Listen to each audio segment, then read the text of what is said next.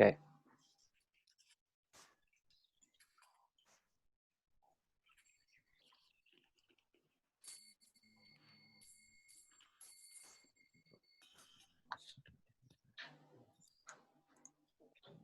I did it. Any other points on this? Namo Vishnu Krishna Prestaya Uttale Vimate Bhakti Vedam Swami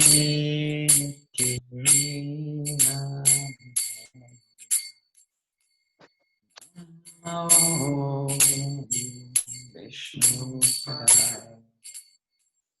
Krishna Prestaya Uttale Srimate Bhakti Vedanta Swamiti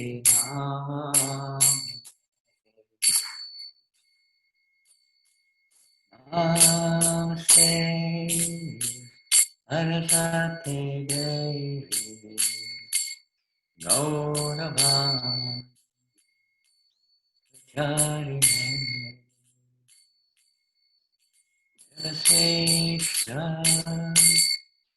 Vanyavani Astacha Ishata Namaste Saraswati Devi Prabhupada Gauravani Charini Nirvishesha Sanyavadi Astracharishaka Jaya Sri Krishna Chaitanya Nityananda Krishna Radha Vivasari Gaurabhakta Shri Krishna Chaitanya Prabhu Nityananda Shri Advaita Gadadhara Srivasadi Gaur Bhakta Hare Krishna Krishna Krishna Hare Hare Hare Rama Hare Rama Rama Rama Hare Hare Hare Krishna Krishna Krishna Hare Hare Hare Rama Hare Rama Rama Rama Hare Hare Hare Krishna Krishna Krishna Hare Hare Hare Ram Rama Ram Hare Hare Hare Krishna Krishna Krishna Hare Hare Hare Rama Rama Rama Hare Hare Hare Krishna Krishna Krishna Hare Hare Hare Rama Hare Rama Rama Rama Hare Hare Hare Krishna Hare Krishna Krishna Krishna Hare Hare Hare Rama Hare Rama Rama Rama Hare Hare Hare Krishna Krishna Krishna Hare Hare Hare Rama Rama Rama Hare Hare Hare Krishna Gauranga Krishna Krishna Hare Hare Hare Hare Hare Rama Rama Rama Hare Hare Hare Krishna Krishna Krishna Hare Hare Hare Rama Rama Rama Hare Hare Hare Krishna Krishna Krishna Hare Hare Hare Rama Rama Rama Hare Hare Hare Krishna Hare Krishna Krishna Krishna Hare Hare Hare Rama Hare Rama Rama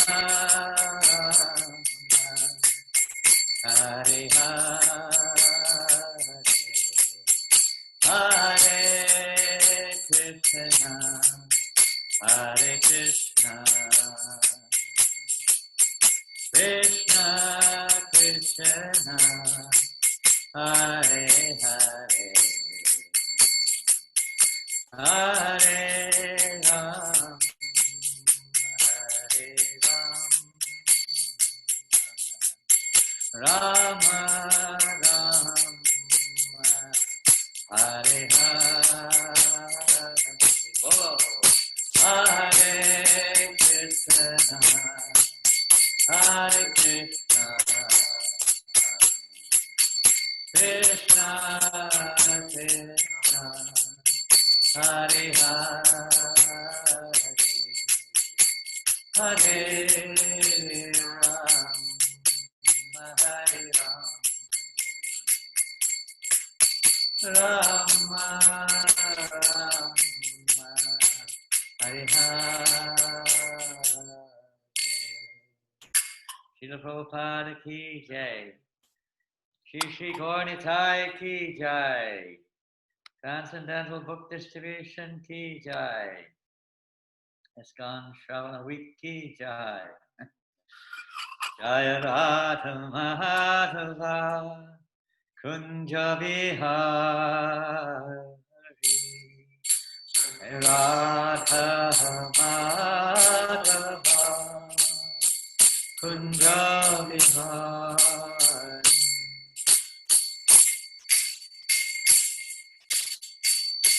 Jaya Radha Madhava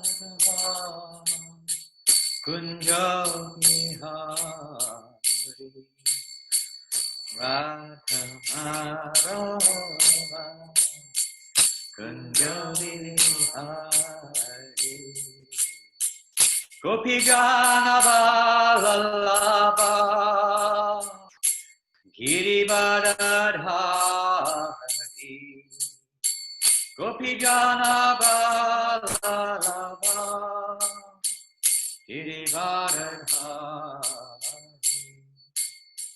Gopijana Vallabha Girivardhari Gopijana Vallabha Girivardhari Yasodanandana Vrajajana Janananda Vrajajana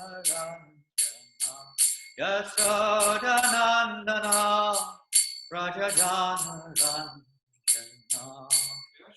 Janananda Vrajajana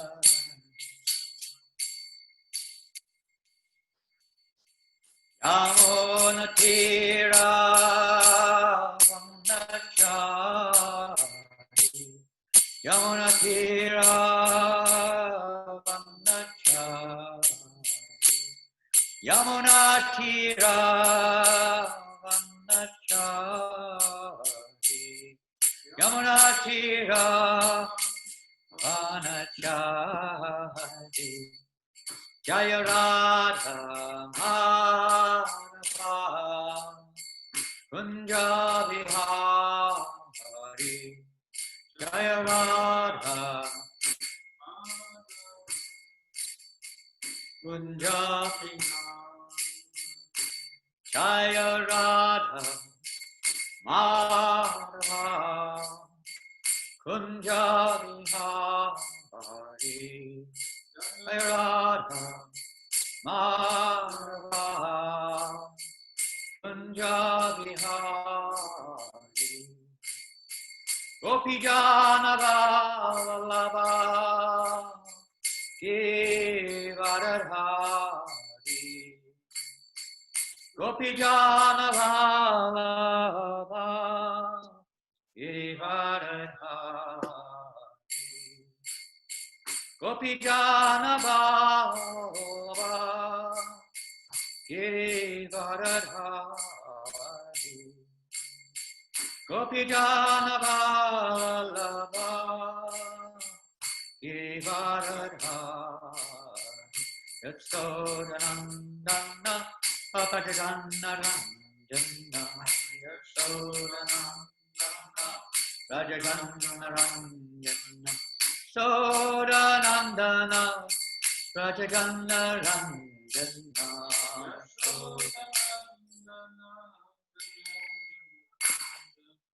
Yamunatira Vanachari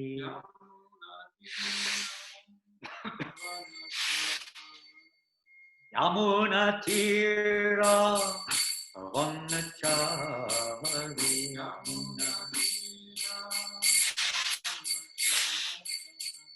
Jaya Radha Madhava Kunja Vihari Radha Madhava Kunja Vihari Jaya Radha Madhava Kunja Vihari Radha Madhava Kunja Vihari Hare Krishna Hare Krishna Krishna Krishna Hare Hare Hare Rama Hare Rama Rama Rama Hare Hare Hare Krishna Hare Krishna Krishna Krishna Hare Hare Hare Rama Rama Rama Hare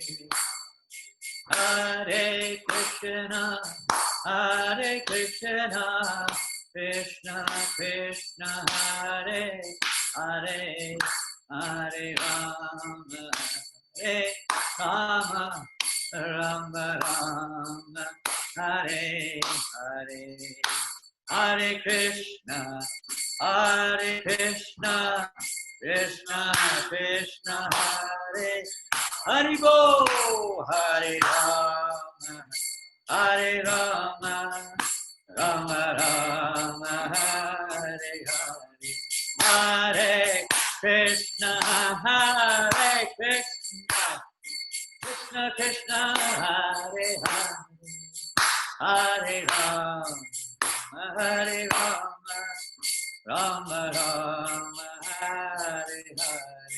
Bolo, Hare Krishna, Hare Krishna, Krishna Krishna, Hare Hare, Hare Rama, Hare Rama, Rama Rama, Hare Hare, Hare Krishna, Hare Krishna, Krishna Krishna, Hare Hare, Hare Rama, Hare Rama, Rama Rama, Hare Hare, Hare Krishna, Hare Krishna, Krishna Krishna, Hare Hare, Hare Rama, Hare Rama, Rama Rama, Hare Hare.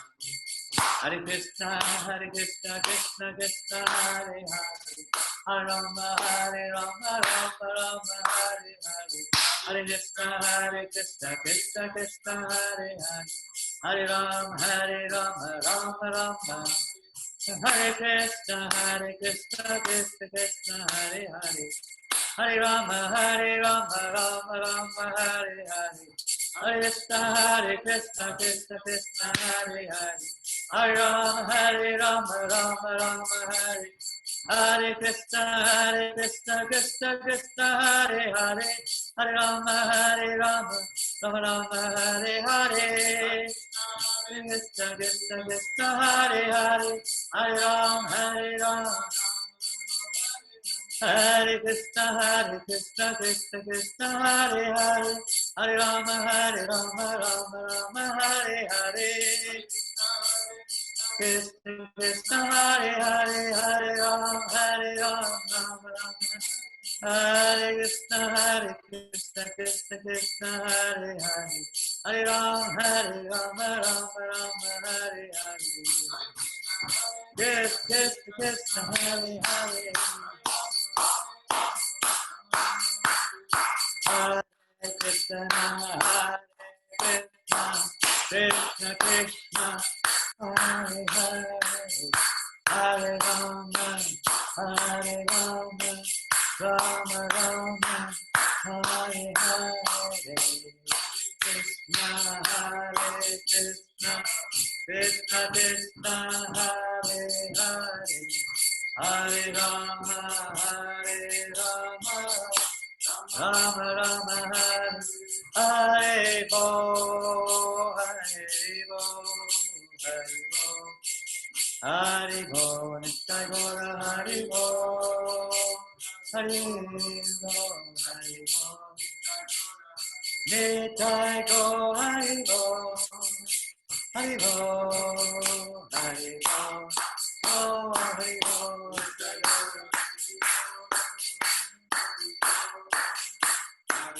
Gauranga Nityananda, Jaya Prabhupada, Prabhupada, Prabhupada, Jaya Prabhupada,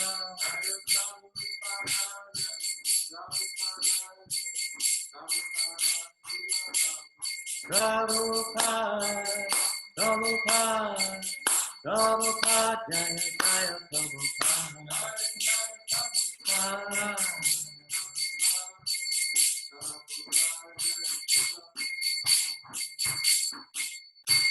Prabhu Premanande, Jaya Om Vishnu Pada Paramahamsa, Harivraj Kacharya Shrita Satishdesi, Bhaktivedanta Swami Prabhupada Ki, Ananta Kota Vaishnava Vrinda Ki, Namacharya Shahadas Thakur Ki, Prem Se Kaho Sri Krishna Chaitanya Prabhu Nityananda, Shri Advaita Gadadhar Shivasadi Govardhana Vindaki Shri Shri Radha Krishna Gopa Gopinath Shamakunda Radhakunda Giri Govardhan Ki Shri Vrindavan Dham Ki Shri Mayapur Dham Ki Jagannath Puri Dham Ki Ganga Maya Ki Jamuna Maya Ki Tulsi Deva Ki Bhakti Deva Ki Samaveta Bhakta Vrinda Ki Lord Chaitanya's Harinam Sankirtan Ki Brihat Madanga Ki Srila Prabhupada Ki Shri Gaurnitai Ki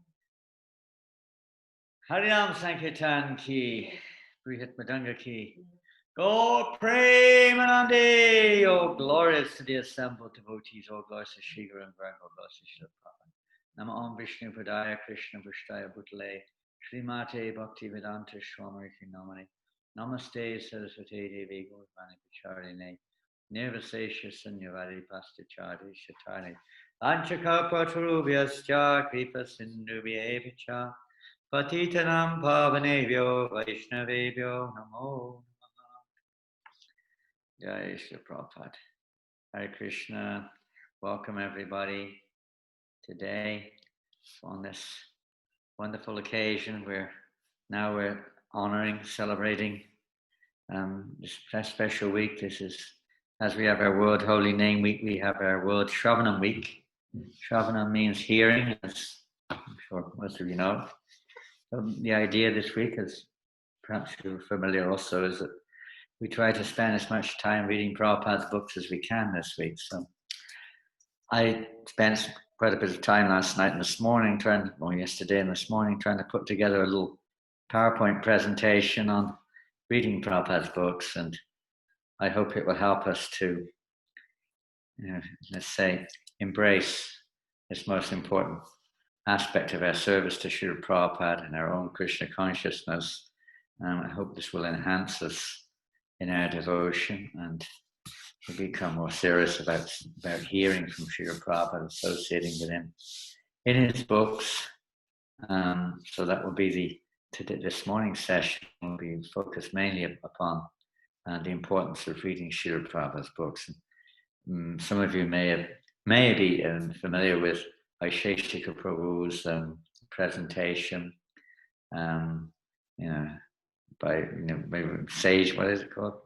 Page by page. Become a sage page by page.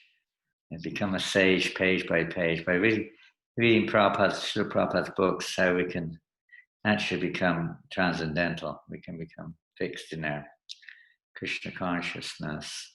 Vaisheshika Prabhu and other devotees too, of course, Keshava Bharati Maharaj, many of the devotees follow the strict discipline that they read every day 40 pages of Srimad Bhagavatam a day. And if you do that every day, you can finish the entire 12 cantos in 1 year. Because it's not easy for most of you, especially those who are family workers, to achieve that. But maybe 2 years, whatever. But some kind of regulation there, so that we can always keep that daily association with Srila Prabhupada. We can't take those risks. Prabhupada himself, if you want to know me, you read my books. He said, I put all my ecstasies into these books. And we'll see in a minute some statements that Prabhupada has made about the importance and the of reading, of hearing from these transcendental literatures that Srila Prabhupada has given us. Now, I'm not sure if I got this part set up, not quite. Give me a second or two here. I just get myself set up here. Where will I find it? I thought it was open already. Yeah. Here. Yeah. No. Prabhupada, no. Study this one here. There it is. I thought it was already open. I don't know why it wasn't open. Just give me a second to set up. So we're going to request now that we can share the screen with you. Most disabled attendee screen share. So what do I do? What do I do now? You can try again, Maharaj. We need to share the screen. Pardon? You can try again, Maharaj. Okay. Which one? This one here. There we go. On the corner. What is this? I've done something wrong. I don't know what it is. What have I done wrong?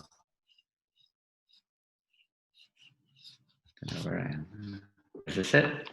Are we on? Can you see it? Yes, we can see the Sravanam week. Okay, good. Right, I just close this now. So Sravanam week. This is done by of course by Sheshika Prabhu and others, Tapana Mishra Prabhu and others who are very much serious about trying to enhance, trying to encourage, facilitate, and practically apply the importance of Srila Prabhupada's books, and especially in the area of studying or hearing from Prabhupada. We can hear from his lectures, from tapes and so on audio, but there's nothing quite the same as being with Srila Prabhupada and reading his books. We all have heard again and again the importance of chanting the holy names, but in many cases, Prabhupada will put the two together. You study my books and you chant Hare Krishna many, many times. Prabhupada gave his lifeblood, literally speaking, for translating these transcendental literatures into English language and consequently to all the languages of the world as the most important thing to create a revolution in the hearts of the poor souls of this age of Kali. And you know, Srimad Bhagavatam is arisen just after the departure of Lord Shri Krishna to his own abode, accompanied by knowledge, religion, etc. And this Srimad Bhagavatam is the light to give guidance in this age of Kali. But all of Srila Prabhupada's books are those lights. The next 10,000 years, more or less, is understood that these books will be the spiritual law books for mankind. We have the Manu Samhita, but people can't follow the Manu Samhita. And even many other scriptures are there, but it may give some little help within the darkness, but Srimad Bhagavatam guides us out of the darkness. Prabhupada's books are to take us out of the darkness, not just to facilitate us within it. So Prabhupada spoke in a lecture in New York, I am laboring so hard that before I leave this body, I may give you some books. I think means which you can enjoy after my death. So utilize it. Read every sloka nicely. Try to understand the meaning. Discuss among yourselves. Prabhupada very much. These books were especially for his followers. They're for everyone. But especially his followers is their service to Srila Prabhupada, if nothing else, is to respect and to show our gratitude to Srila Prabhupada by reading his books. That will please Prabhupada very much. They're the basis, Prabhupada said, of our movement, are the books which he gave to the world. And as we're all knowing how much Prabhupada spent his time throughout the night translating, commenting upon Srimad Bhagavatam and other scriptures, and how he received that instruction from his spiritual master, if ever you get money, print books. You make your life successful by preaching this Krishna consciousness all over the world in the Western, in the English language. They're the basis of our movement. Everything based on that. Even we would go for programs when Srila Prabhupada was on the planet.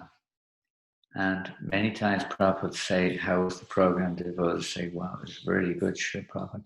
And Prabhupada would say, how many books were distributed? He would often judge the success of any program we do by the number of books that were distributed. That brought him so much happiness. And as we'll see today, it wasn't just distributing the books.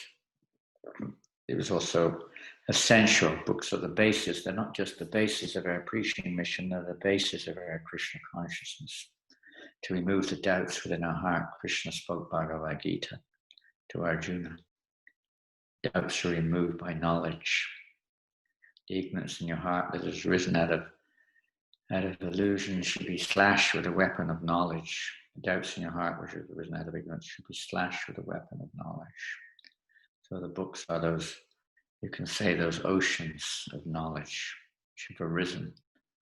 They've arisen in this age of Kali to give us that clarification and remove our doubts. Prabhupada, in a letter to Baharupa in November 1974, said, I'm just going to have to move the little black thing on the screen here, blocking my vision. Not sure how to get rid of it. To do it, let's put it back. In my books, the philosophy of Krishna consciousness is explained fully. So if there's anything which you do not understand, then you simply have to read again and again. By reading daily, the knowledge will be revealed to you. You may please me the most by reading my books and following the instructions therein, and by becoming fully Krishna conscious in this lifetime.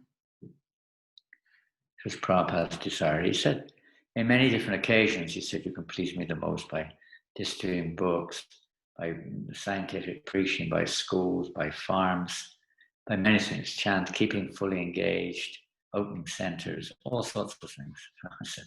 But here we specifically say, you can please me the most by reading my books. Prabhupada actually is most pleased by all these activities, worshipping the deities and so on. And here he specifically says, following the instructions. This is the real way that we associate with the pure devotee of the Lord. We can associate through vapu, which means personal association. And we can associate through vani, which is something we can always have. No one can take that away from us. We can constantly associate with the pure devotees through their vani. And it's through the vani that we can actually realize the vapu. It's not, of course, the vapu in the form of presence of the spiritual master is also going to be giving instructions. But when he's not physically present, then of course he won't be directly giving instructions. We associate with him through vani. And by practically applying the vani, one can actually realize the vapu. The same applies in relation to Krishna. By following his instructions, then Krishna reveals himself to the devotee. So this is the most important aspect of associating with service to the spiritual masters, to follow the instructions if we want Krishna's mercy, and if we want to get Krishna will give us realizations in that way. And Prabhupada says here, by reading daily, the knowledge will be revealed unto you. And we hear in the Bhagavatam also, Nashta Praishu Bhadreshu Nityam Bhagavata Seva. By hearing regularly the Srimad Bhagavatam and when in service to pure devotees, everything is revealed in the course of time. Everything becomes purified in the heart. We'll read on. What's happening here? Yeah. Prabhupada said, I will never die. Well, this is Srila Prabhupada in Vrindavan in 1977, in his last few days, from the mundane vision. The elderly sannyas Swami, founder Acharya of ISKCON, is leaving the world. But Prabhupada said like this, when one reporter asked him, what will happen to the movement in the United States when you die? Prabhupada said, I will never die. Devotees, Jai, Haribol.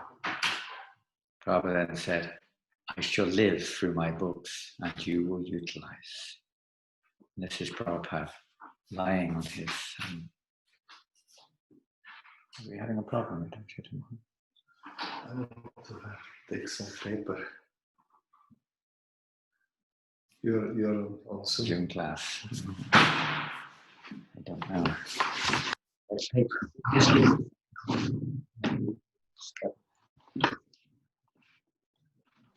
Okay, man. So don't worry.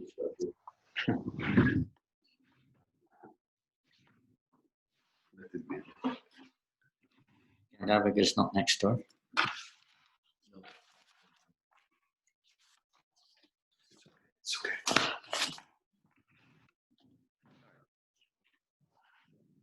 Srila Prabhupada is there in his last few days. He's still giving commentary on Srimad Bhagavatam to his practically his last breath. So important did Srila Prabhupada see this for the whole world, and especially for us. aspiring servants of his devotees. So Prabhupada said, I shall live through my books and you will utilize. So utility is the principle. So this is a key principle of our movement, is to utilize these gifts that Srila Prabhupada has given us in a way that Srila Prabhupada will be pleased. There might be something here.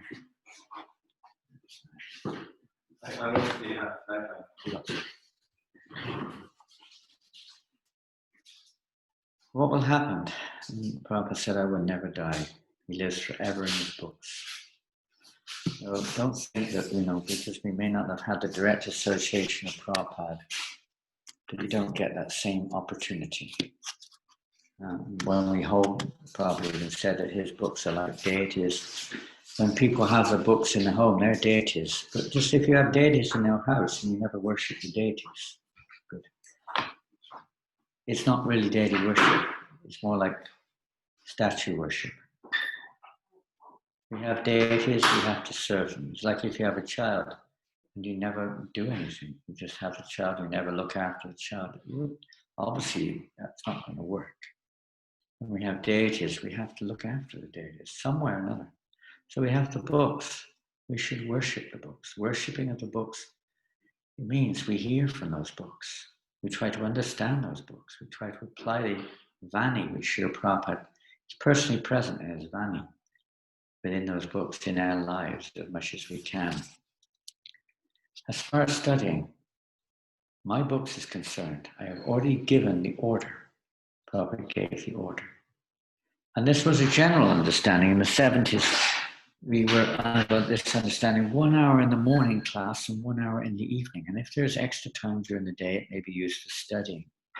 So this letter, in the early years of STON, where there were very few, like yourselves, most of you are living outside as members of the community of devotees. But there was a very small community in the Western world of devotees in this early 70s. Practically mostly those who were practicing seriously Krishna consciousness lived in the temple. They didn't live outside, very few. So this was an order of Prabhupada that basically meant that all the devotees should attend the morning and evening classes. And as I mentioned before, in London when I joined, which is in early 72, we had 5 classes daily, all 5 books on Ishopanishad, Nectar of Devotion, Bhagavad Gita, Srimad Bhagavatam, and we had song class. We didn't have Chaitanya Charitamrita at that time. We had teachings of Lord Chaitanya. And we also had Krishna book, which we read in the evening after the evening program. So we would read every day. We would read together because nobody had their own books. We would study the books. There were no tape recorders, no mobile phones, nothing like that, of course, in those days, or computers with database and so on. We had to read the books, and that was the only way that we could get that association of Prabhupada. We had to read together because there was only one copy of the Bhagavatam in the whole temple. Like that, we would read together, morning and evening, very attentively, not just passing time away, but attentively trying to associate with Srila Prabhupada and his books together. Reading together is very powerful effect. I haven't finished this presentation, which I tried to finish this morning, and that section or that part would be another part of studying together, the importance of studying together. But anyway, we would do that in those days, and this made unity in diversity a reality, and it also was very, of course, we became very fixed, you could say, in our understanding and application of the process of devotional service by hearing and chanting together. And we'd all take it in turns also to comment and read and then comment like that on different scriptures, or taking it in turns to give class, etc. You have to excuse me, I don't have anyone with me right now to help deal with the office, say, activities, such as answering the phone, etc. So please be tolerant. There'll be noises sometimes in the background, and no one will answer the phone. I don't know what to do about it. Put it on silent or something. I have to do that.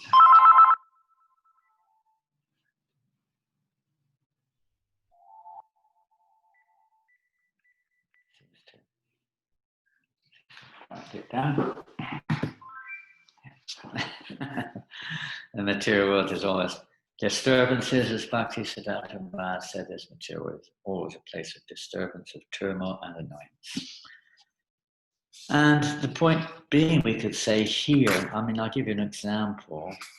One time, Danavir Goswami, Goswami, when he was a brahmachari in Los Angeles, maybe 1971, asked the temple commander, who happened to be Vishnu Jan Swami, if he could have some time put aside for studying. Vishnu Jan Swami said, we don't have time to put aside. We have too much service to do. If you want to read, you have to find time. So he went out of his way to find time, and he ended up having 2 or 3 hours of study a day. Well, he didn't stop any of the service he was doing either. He just dedicated every moment he found. Instead of wasting time, we can look at our day. Maybe we do waste time, I don't know. But we certainly probably have some time which we could utilize for reading Prabhupada's books. I mean, I can give you, I'm not propagating it necessarily, but for instance, there's a little item, they generally call it Kindle. There are varieties of them, of course. And you can get all of Prabhupada's books on there, other books too, of course. And every moment you've got, you just open it up and carry on reading. You might be waiting for a bus, you might be waiting for prasadam, you might be waiting for something or another, whatever it is, or sitting in a train, or stuck somewhere in a traffic jam, or something or another. Just open the book and read.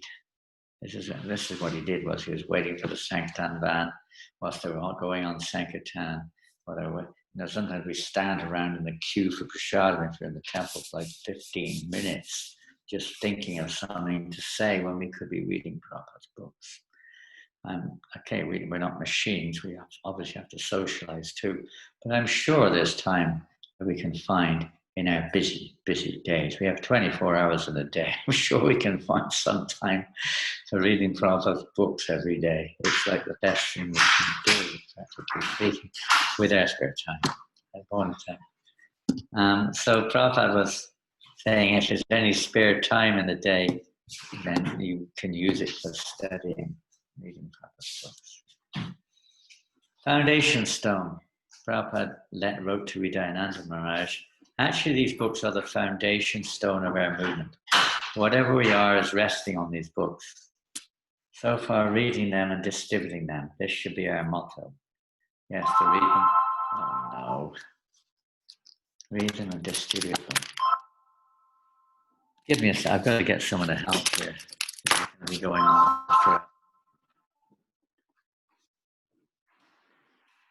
Oh, Haribol, anyone there? Janananda, anybody please come and help me?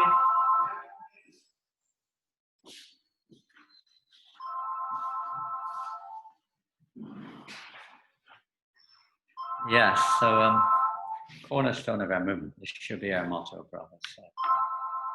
Hare Krishna, the phone is ringing constantly. I'm trying to get a Zoom class, and this is the 3rd time it's rung in 5 minutes. This is fun. What to do with it? It's over here, but it's not a question of answering. It's a question of disconnecting it or something. I don't know what to do with it. Take it out of the room, maybe, possibly. Someone's going to have to be with me. I've had 3 interferences in 5 minutes. Paper, someone looking for paper, someone phoning, all sorts of things. Sorry for this. Yeah, so this should be our motto. Our motto should be reading Prabhupada's books and distributing Prabhupada's books. Maybe the phone can be taken out of the room. Just take it out. That's one thing, but if it's taken out of the room, then it could still ring. So you can answer it in another room. That would be the best thing, I think.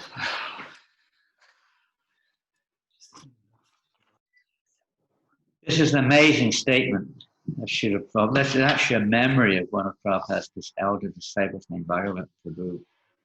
Of his memories of Srila Prabhupada. It's quite something. Do you know, he said, that Prabhupada, that every day, even I read my own books. This is Prabhupada, his memories of Prabhupada. Prabhupada said, do you know why I read my books? And Bhagavat says, we didn't want to venture any answer. Then Prabhupada said, I read my books every day because even I learn something new when I read my books. Isn't that amazing? Even Prabhupada said, when I read my books, I learn something new. These are not my books, Prabhupada said. I do not write these books. It seemed as if something mystical came over Prabhupada at this point. And then Prabhupada said, every morning when I sit here to write my books, Krishna comes personally and dictates to me what to write. I simply take dictation from Krishna to write these books. Therefore, when I read them, even I learn something. Now that's a completely incredible memory of Srila Prabhupada.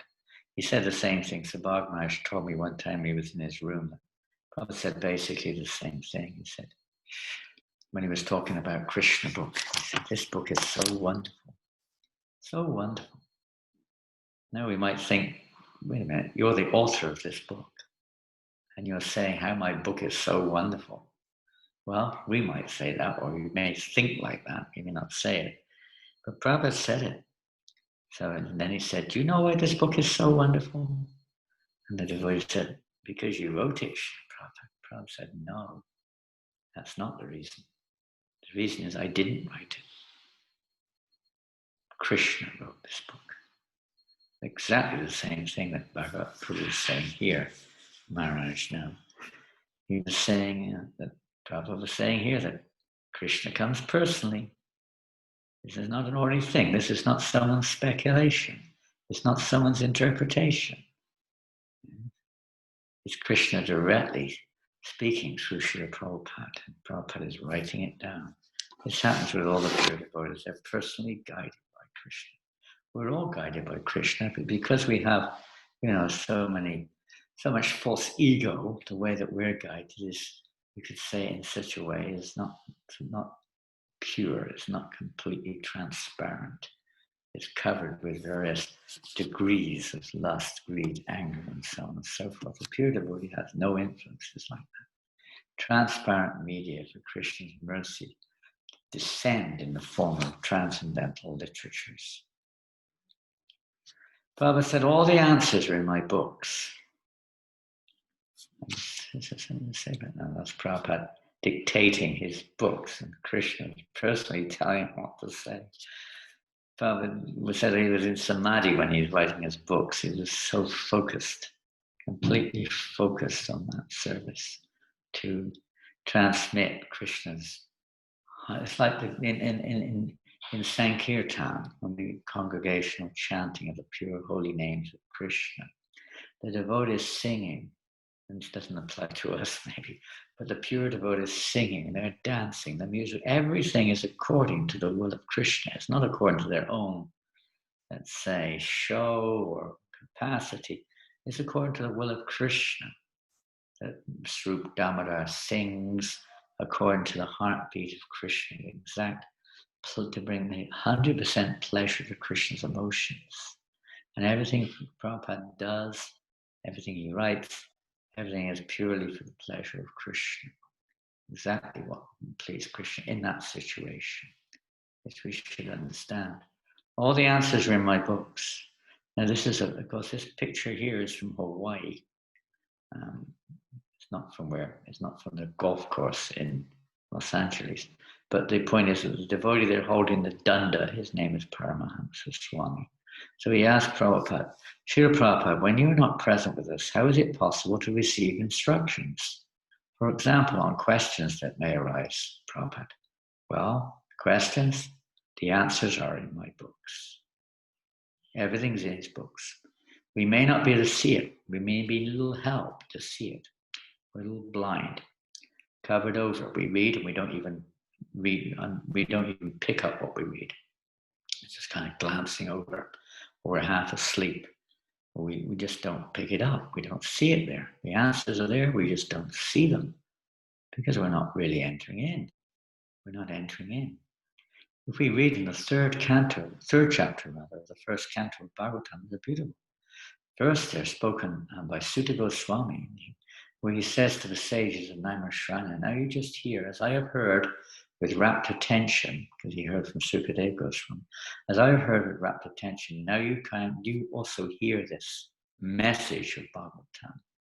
And Srila Prabhupada describes when we hear with rapt attention, that means with no filter, with no mixture, just pure hearing. When we hear with rapt attention, Prabhupada said, we will see Krishna on the pages of Srimad Bhagavatam. But we're not hearing with rapt attention, we're hearing with covered attention, or perverted attention, or no attention, or little attention. We're certainly not hearing with rapt or unflinching 100% attention, without any ill motivation or anything, just surrendered to hearing the sound vibration. To be here with rapt attention, one has to be pure in mind. To be pure in mind, we have to be pure in our activities of eating, sleeping, mating, defending, and so on. So the whole process, basically speaking, is to bring us to that point where we can actually genuinely hear the holy name of Krishna, hear Srimad Bhagavatam with attention. There is no problem. That pure hearing of the holy name cleanses away any clouds in our hearts. All the answers, how we purify our hearts, are in Sri Prabhupada's books. And also the answers, once the heart is purified, are in just like Bhagavad Gita, we could say in a sense, is the practical method of purifying our consciousness so that we can actually hear Srimad Bhagavatam. And when we hear Srimad Bhagavatam, how to live the Srimad Bhagavatam is in Chaitanya Charitamrita. The answers will come, Prabhupada said. There's a beautiful photograph of Prabhupada. I guess it's in Bombay, it looks like, of Srila Prabhupada reading his Bhagavatam in one of the early first canto, Srimad Bhagavatam. Oh, he could have brought one down. I have got that. That looks like this one itself, actually. It looks like this very version. I know you can't see it. Anyway, I'm holding some books in my hands. But I've just found 6 volumes of the original 1970 first Srimad Bhagavatam printed in the Western world. I just found it, and there, some of them are in first class pucker condition. I couldn't believe it. I just found them in piles and piles of books stored here in France from decades ago. So I'm kind of putting together original ones, not just copies, but the originals, to try to get a set there. These gems which Srila Prabhupada revealed to the world, uncovered. We're all unaware that the gem is right in front of us. You can't see it. A blind person can't see a diamond, even if it's half an inch away from him. And we're all blind. And Prabhupada is giving us the vision to see these gems, to uncover. You may walk. I remember I was in Johannesburg in South Africa once. They told me the city was built on diamonds, practically speaking, gold and diamonds. You can't see anything. All you see is a tarmac. Right underneath, maybe not now, but right underneath was gold and diamonds. Where we can't see it, we don't have the vision. So similarly, the truth is right there. The love of God's in our heart also, but it's covered over. Not that the love of God is covered so much as we're covered. We're completely covered by other things. So the pure devotees uncover our hearts through their writings, through their vani. Gradually our hearts become uncovered. Don't all of a sudden, Prabhupada said, reading 1 or 2 pages, no, immediately. And then immediately question, no. Prabhupada said, what is this? What is this? Somebody asked me, Prabhupada, what is this? Please tell me this. Please tell me this. What is this? What is this? No, Prabhupada said, go on reading and the answers will automatically come. And we have a little bit of patience, but we have to read and be open so that the answers will come and will actually, remove our doubts. Cleanse our hearts. Very nice. It's a similar theme here. I said, I've already answered all questions in my books, such as Bhagavad Gita, so kindly read them and chant the Hare Krishna Mahamantra. Letter to a Bhakta, Brian, 1974. So we kindly read them, kindly. It's very kind. Prabhupada used the word kind. We don't think like that. We think, well, Prabhupada is unlimitedly kind, which he is. But Prabhupada said, you please kindly read them. This will please me. It's very kind of you to read my books. Yes, the pure devotees see it like that because it brings pleasure to Krishna. He's happy to see us reading Krishna's books. Nectar of Devotion, beautiful cover. That's the original cover of Nectar of Devotion. Actually, there was one before this. This isn't the first one. There was one before this, although it says original. It's not. There was one other version before this, which came out in, I think, 1968 or 69. But this came out maybe in 71 or something. Nectar of Devotion. You read regularly. All these books should be regularly read. That will give you guidance. You haven't got to ask repeatedly to me. Everything is there in the books. So that's going back to 72, and there weren't so many books, but even then Prabhupada was saying everything is there in the books. You just read repeatedly. Keep reading. Regularly read. You don't have to keep asking the same question over and over again. Read the books. Don't be lazy. There's a tendency in Kali Yuga, Mandasamanda Mateo, Mandabago, Padruta. They have a tendency to be very lazy, and especially in reading. I can't get any answers back from you at the moment, but I'm sure that many of you experience their laziness in reading. And to such an extent, one time Prabhupada said, if you suffer from insomnia, we have a perfect medicine for insomnia, a Srimad Bhagavatam class. And even more so in a sense, reading Prabhupada's books, and I'm sure you've all experienced that, especially at the end of the day. You've been working all day long in the office or something. You come home, you have some prasadam, maybe you finish a few rounds, or just spend time with the family, then you start reading the Bhagavatam or Krishna book or something, and within a few moments, you're out. It's a kind of common experience, not just grihastas, brahmacharis, brahmacharinis, whatever it is, it's just so common. So that's Nectar of Devotion covers, beautiful book, and very proud. It's complete science of Bhakti Yoga. We call it the Bible. He said one time it's like our Bible. It gives all the necessary directions in practical devotional service up to the point of pure love of Godhead. We want to associate with Prabhupada? Well, here's a nice statement. Is Prabhupada given the books to one Indian gentleman in India somewhere? Gopal Krishna, I think, is behind him. Prabhupada. So, by the way, Gopal Krishna Maharaj is pretty much okay now. We had a big scare a week or so ago that he also had tested positive to coronavirus, but he's now out of the hospital. He's back in the temple. He's resting for a week or two.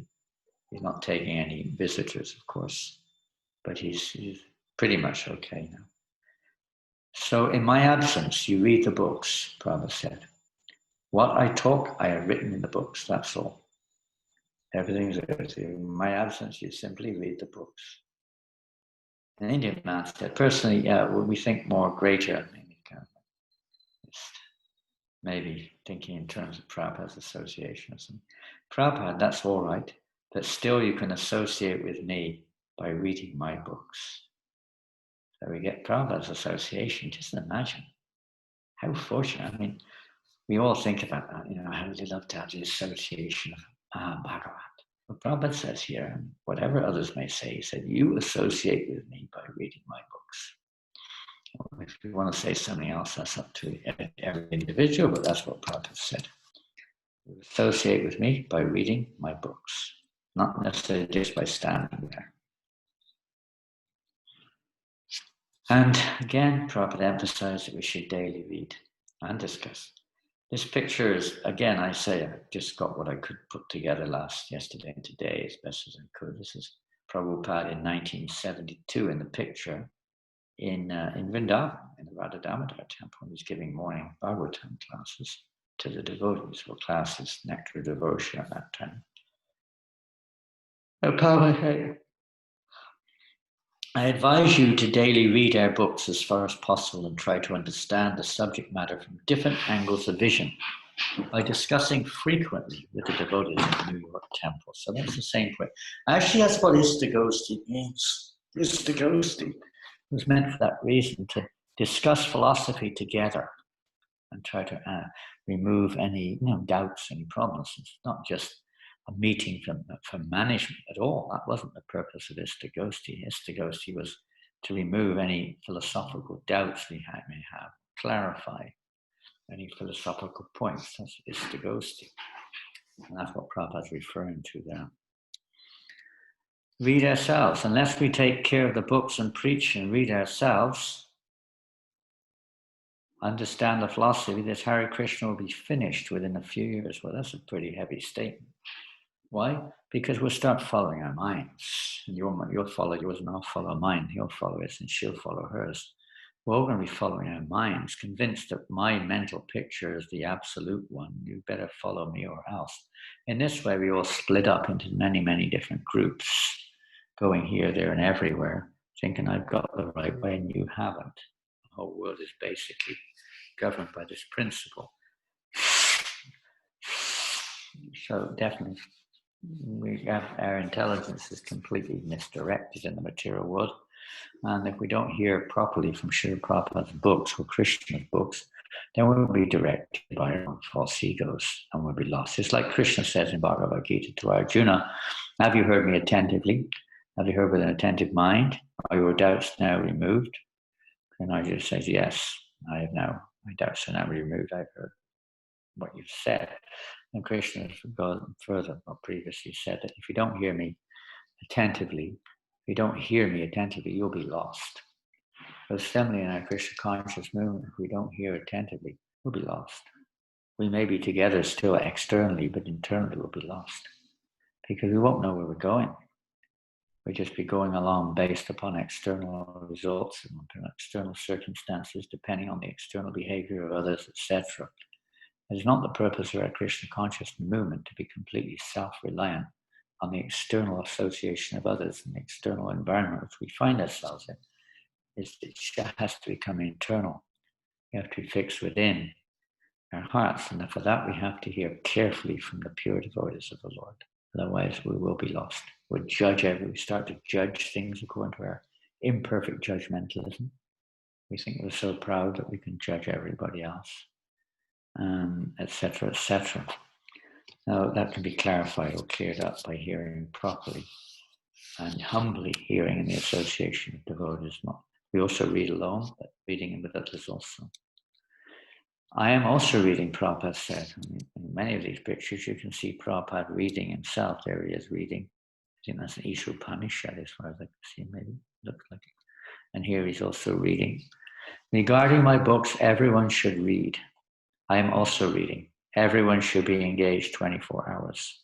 That is the sum and substance.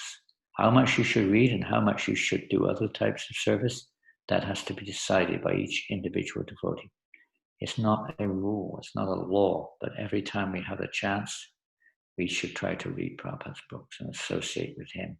Because by the association of pure devotees of the Lord, our consciousness becomes cleansed. Regular reading is Prabhupada, and as far as I remember, this is in Nairobi. That's Pushta Krishna Swami at the time he passed away a year or two ago from the world. A wonderful devotee preaching in Africa. Prabhupada looking at his 5th canto, Srimad Bhagavatam. Don't think that simply our books are meant for selling. No, it is meant for reading also. If we read regularly, at least 2 hours, 3 hours, that is tapasya, tapo divyam. So without tapasya, there's no question of self-realization. There's no question of freedom from this material world. Tapasya also means suffering. So the tapasya is always there. You either suffer in the material world, or you perform the tapasya of curtailing one's material pursuits, in the sense of no longer trying to enjoy this material world, but rather to follow the path given by Krishna in the Bhagavad Gita, Srimad Bhagavatam, etc. Tapo divyam. This transcendental tapasya. It's not material tapasya, it's spiritual tapasya. Associating with Krishna instead of trying to associate with the objects of the senses. So that's especially relevant to the reading or hearing from Srila Prabhupada. Most of us do find it difficult to make that discipline every day. Struggling enough to chant 16 rounds.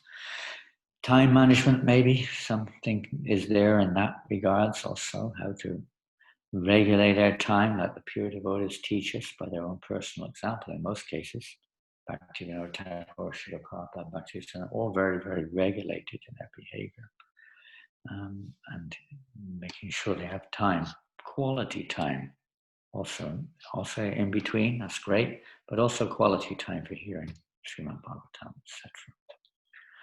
Prabhupada says our first duty, as a sannyasi at least, maybe not all, As a sannyasi in GBC, your first duty is to read my books. Otherwise, how will you preach? In order to remain steadily fixed in Krishna consciousness, there must be sound, philosophical understanding. Otherwise, it will become only sentiment.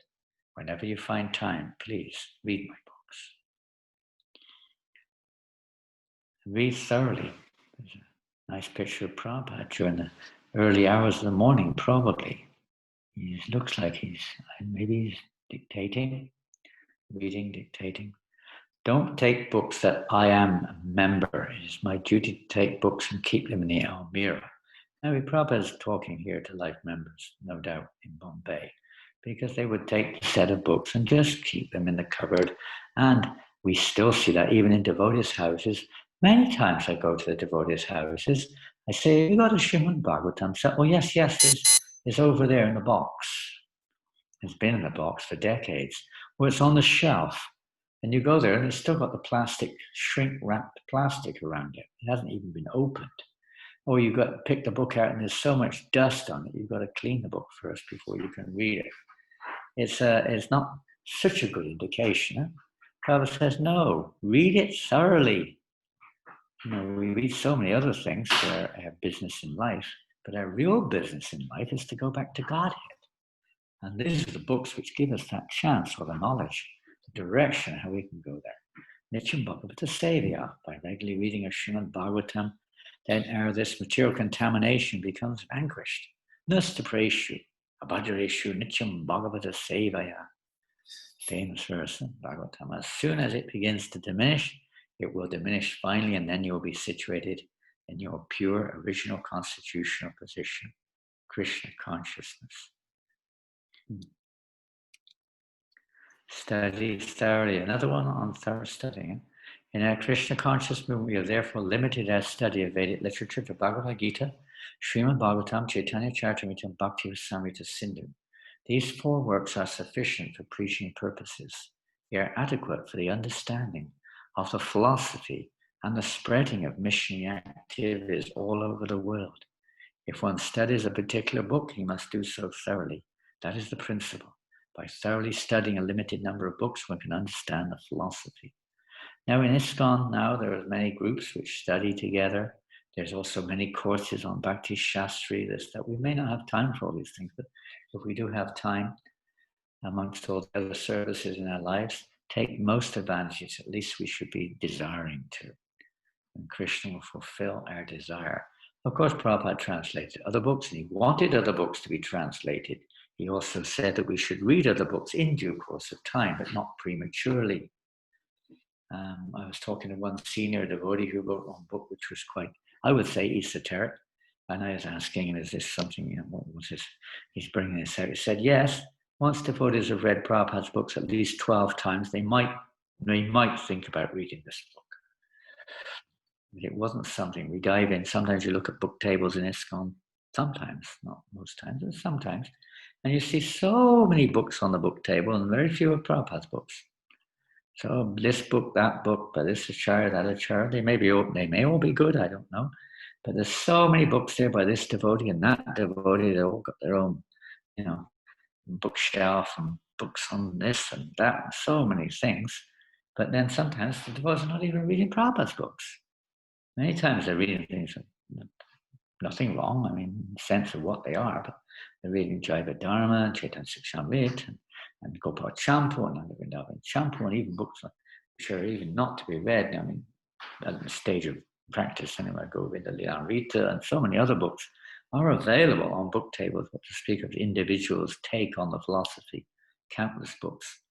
But then we don't even read Prabhupada's books. So there's no way we're going to imbibe the absolute truth by reading so many books, because it's not something one gets by cramming in knowledge.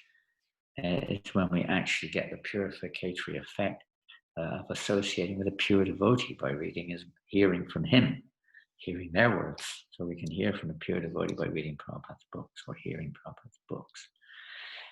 Read all the books, Prabhupada writes in Chaitanya Charitamrita. All the devotees connected with this Hare Krishna movement must read all of the books that have been translated.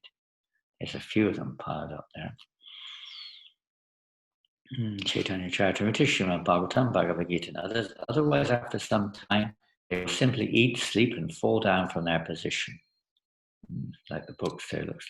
I don't know what they're held on, but you could see they could easily fall. The books won't fall down, but we could fall down. Thus, they will miss the opportunity to attain an eternal, blissful life of transcendental pleasure. And the blood, sweat, and tears that Srila Prabhupada gave his very blood for translating and writing these books. And the least we can do is to carry those books, to bring that pleasure to Srila Prabhupada, study those books, pass those books on to others. We just had Bhadra Purnim, and I guess quite a few of you took advantage of this, we could say, this inspirational opportunity to distribute Prabhupada's books. But don't forget, we should read them too, become convinced. By reading these books regularly, we become more and more convinced in Krishna consciousness. And if we become more convinced, that will spread the potency of Lord Chaitanya's Sankirtan movement with great strength. To become convinced. So many pictures of Prabhupada reading his own books. Huh? And again, conviction. Try to always study our books and see our philosophy from different lights of direction. Become convinced yourself of this knowledge, and without a doubt, all your difficulties of mind will disappear forever. And you will see Krishna face to face. What a nice statement. In a letter Prabhupada wrote. That was pretty much from the day I got initiated, July 8, 1972. And Prabhupada presumably was in London at that time when he wrote that letter. Try to always study our books and see our philosophy from different lights of directions. Become convinced yourself of this knowledge. And without a doubt, all your difficulties of mind will disappear forever. And you will see Krishna face to face. What a benediction. More serious, Prabhupada said. We should be more serious than Maharaj Parikshit. Hard to imagine. Prabhupada looks pretty serious there with his Bhagavatams in front of his door in India before he left for the West. He looks pretty serious. We should be more serious than Maharaj Parikshit. Maharaj Parikshit had at least some time to live, 7 days. But we do not know whether we will live for 7 more minutes. At any moment, your heart can fail you. You do not know. It may happen when you were going through the street, just like the 2 boys who were coming here. They did not know that they were going to be killed, I presume. 2 young boys were on the way to the temple in LA and they left their body somehow or another. Our life is so jeopardized. At any moment I can die. That's a fact. So Parikshit Maharaj had the opportunity of hearing Srimad Bhagavatam for 7 days. I do not know if I have the opportunity to read Srimad Bhagavatam for 7 minutes. So let me read it very seriously. That should be our attitude. Not that, oh, Parikshit Maharaj was given 7 days notice. I have no such notice. I may live for 7 millions of years. No, that is our disease. We tend to put it off. Huh? Oh, I'll do that when I have time. I'll do that when I get older. I'm too busy now. I've got other things to do. But we don't know. Death can come at any moment. We can't take that risk. We've got to prepare ourselves. Prepare ourselves. Sharpen the intelligence, Prabhupada wrote in a letter. Because we are so much inclined to enjoy something unintelligent, we have to therefore sharpen our intelligence daily by reading and discussing and preaching to others. In this way we are able, we are able very easily to defeat all challenges to our philosophy, and everything becomes very clear as it is revealed from different angles of vision. So sharpen our intelligence. This is a Bhagavad Gita. The doubt savers in the heart of ignorance should be slashed with the weapon of knowledge. Armed with yoga, stand and fight. So this is yoga. This is our intelligence. We fight with our intelligence. We control our mind with the intelligence. So we have to sharpen our intelligence by great acharyas, like even Prabhupada would, many times he would challenge his disciples on different philosophical debates. Bhaktivinoda would walk up and down his veranda, making arguments and defeating them. Same with Bhaktisiddhanta Maharaj. Sharpening our intelligence so that we're not overwhelmed by either other arguments or the dictates of our minds. We can control our wandering, crazy minds. Curb the restless mind. Do you read? Prabhupada says, so if you don't read, then you will feel restless. Oh, let me go from Japan to India, from India to Japan. I was in Tokyo at the time, also in 72. You are restless because you don't read. I am laboring so hard for you, but you don't take advantage. Don't take advantage of eating and sleeping. Take advantage of these books. Sometimes we're very keen when it's time for eating. We'll queue up. I've seen devotees queue up 30, 40, 50 minutes waiting for lunch, especially on feast days. Yet, same thing for reading books, we go away. As soon as someone starts reading, oh, can you be quiet, please? We're having a talk. We used to read during Prasadam. Now, sometimes we hear, Prabhu, please, you're disturbing us. We're having a discussion over here. What it means is we are disturbed, and please don't release us from being disturbed.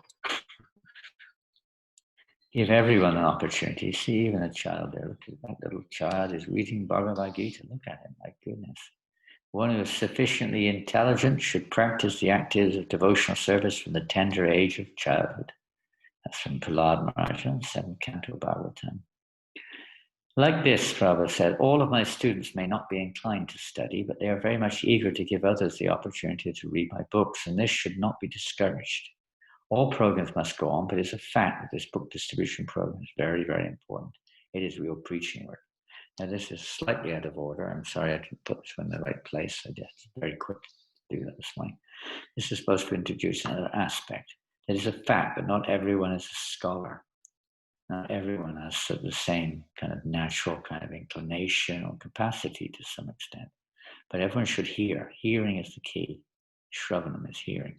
Hear the holy name, hear the instruction, hear the books, whatever it is, but hearing. And Prabhupada's emphasizing here the importance of book distribution program, distributing the books. Or you could say at that time, particularly books were just coming out, and Prabhupada was, well, the books were not being distributed. That's the honest truth of it. They were building up inside warehouses left and right and center. And Prabhupada is every temple in the world was being pushed to distribute the books. And Prabhupada was giving a strong emphasis on it. Later on, he said, now the time has come to boil the milk. We have to be, we have to look after our own devotional creepers. So we have to be very careful. The devotees look after the devotees, study carefully, and so on and so forth. But ultimately, he said both must be there, reading the books and distributing the books. And any book distributor movement who's been distributing books for a long period of time, almost every case, they're very, very serious about reading the books. We don't just distribute them, but we read them. There is no need of any of my disciples to read any books besides my books. In fact, such reading may be detrimental to their advancement in Krishna consciousness. If my students cannot even read my own books thoroughly, why they should read others? Well, there's 2 points there. At that point in time, in 1972, devotees were doing that. They were going to Gaudiya Math, this, that, the other, reading this book and that book, and they hadn't even read Prabhupada's books. And most of Prabhupada's books had not yet come out. So Prabhupada was saying, you read my books first. And maybe under certain circumstances, with permission usually, one may read other books if it's favorable, if it's complementary, etc. But there's no need to. Everything is there in Prabhupada's books. Everything is there. We may not be able to see it, so we may need some help from other sources, but basically everything's in Prabhupada's books. And if we read with sincerity and chant clearly, then our hearts will become clarified and we'll be able to see that everything's in Prabhupada's books. Krishna will reveal them. Why? Because Krishna is there. Krishna is in Prabhupada's books, for sure. Prabhupada's there, all the acharyas there. Narada Muni, Sukadeva Goswami, Vyas, they're all there. Not everyone's studious, as we just heard. We cannot expect everyone to be studious. If someone has a desire to distribute books all day, he may do this, but you must always follow the principles of rising early, chanting 16 rounds, etc. I think we read that one just now. As I said, it was a little bit out of place. I didn't quite finish the editing there. At least I didn't do it correctly. Well, this is a picture of a devotee. I'm not sure who it is. It's someone, it looks like Paris, that's in French. Rasikananda, do you know who that is? That's me, Maharaj. Oh, that's you. Oh, you got it. That's Rasikananda in Paris. Oh, my goodness. Distributing Bhagavatam in Paris. Incredible. That could well have been last year on Bhadra Purnima, in fact. We distributed about 200 or 300 Bhagavatams on the street last year during Bhadra Purnima between us, a whole group of us, and as well as a couple of hundred Gitas. It was quite an extraordinary experience. How Well, what can we say? Krishna empowered the devotees and inspired the people to take the Bhagavatams. Wonderful. So we can't expect everyone's going to be a scholar. That's a fact. But, we should all be, nonetheless, supportive, eager for those who are just doing the books. And it's not that reading the books is Maya. Sometimes we think, there's a balance there. Prabhupada said earlier on, that has to be worked out individually. But there's a balance there. Reading Prabhupada's books is also devotional service. It's not like a deviation. We haven't got time to read the books, but we have things to do. Well, that's okay. It depends what those things to do are, but it's not okay in another sense, because otherwise we'll start thinking, I'm the doer. This is a tendency. We get very attached, we get upset when things don't go the way we want, etc., because we're not seeing it through the right eyes, we're seeing it through our own eyes. We start thinking, I'm doing more than the other one's doing, and they're not doing it properly. We get angry, we get envious, we get jealous, we get fed up, all sorts of different things, because we're not hearing properly from Prabhupada's books to understand what's really going on. And if we don't read the books, we still have to hear the philosophy. Like Bengal, they used to write the philosophy in songs. People would sing it. We have the philosophy, the knowledge in the books has to be the basis of everything we do. Otherwise, it will become me doing my thing, and you doing your thing, and I'm better than you, and so on and so forth. And we start getting on each other's cases. As Prabhupada, we saw that picture. I like that picture so much, I put it in again. These books are not just for selling, Prabhupada said. They are for reading. They are for you to read. If someone comes up and asks what is in these books, and if you do not know, that will not reflect well on the spiritual master. There's a more specific quote. I didn't have time or couldn't find it at this point of time. Maybe if I put this further, if I go further, I might find the actual original quote. But it's basically the same thing as Giri Yadava Prabhu's mentioning here. When he heard Prabhupada say it in July the 2nd, 1972 in New York. Something like that, maybe. But very, very important statements from Prabhupada. They're for you reading. They're for you reading, not just for selling. They're for you to read. And if we don't understand what's in the book, I don't know, just read it anyway.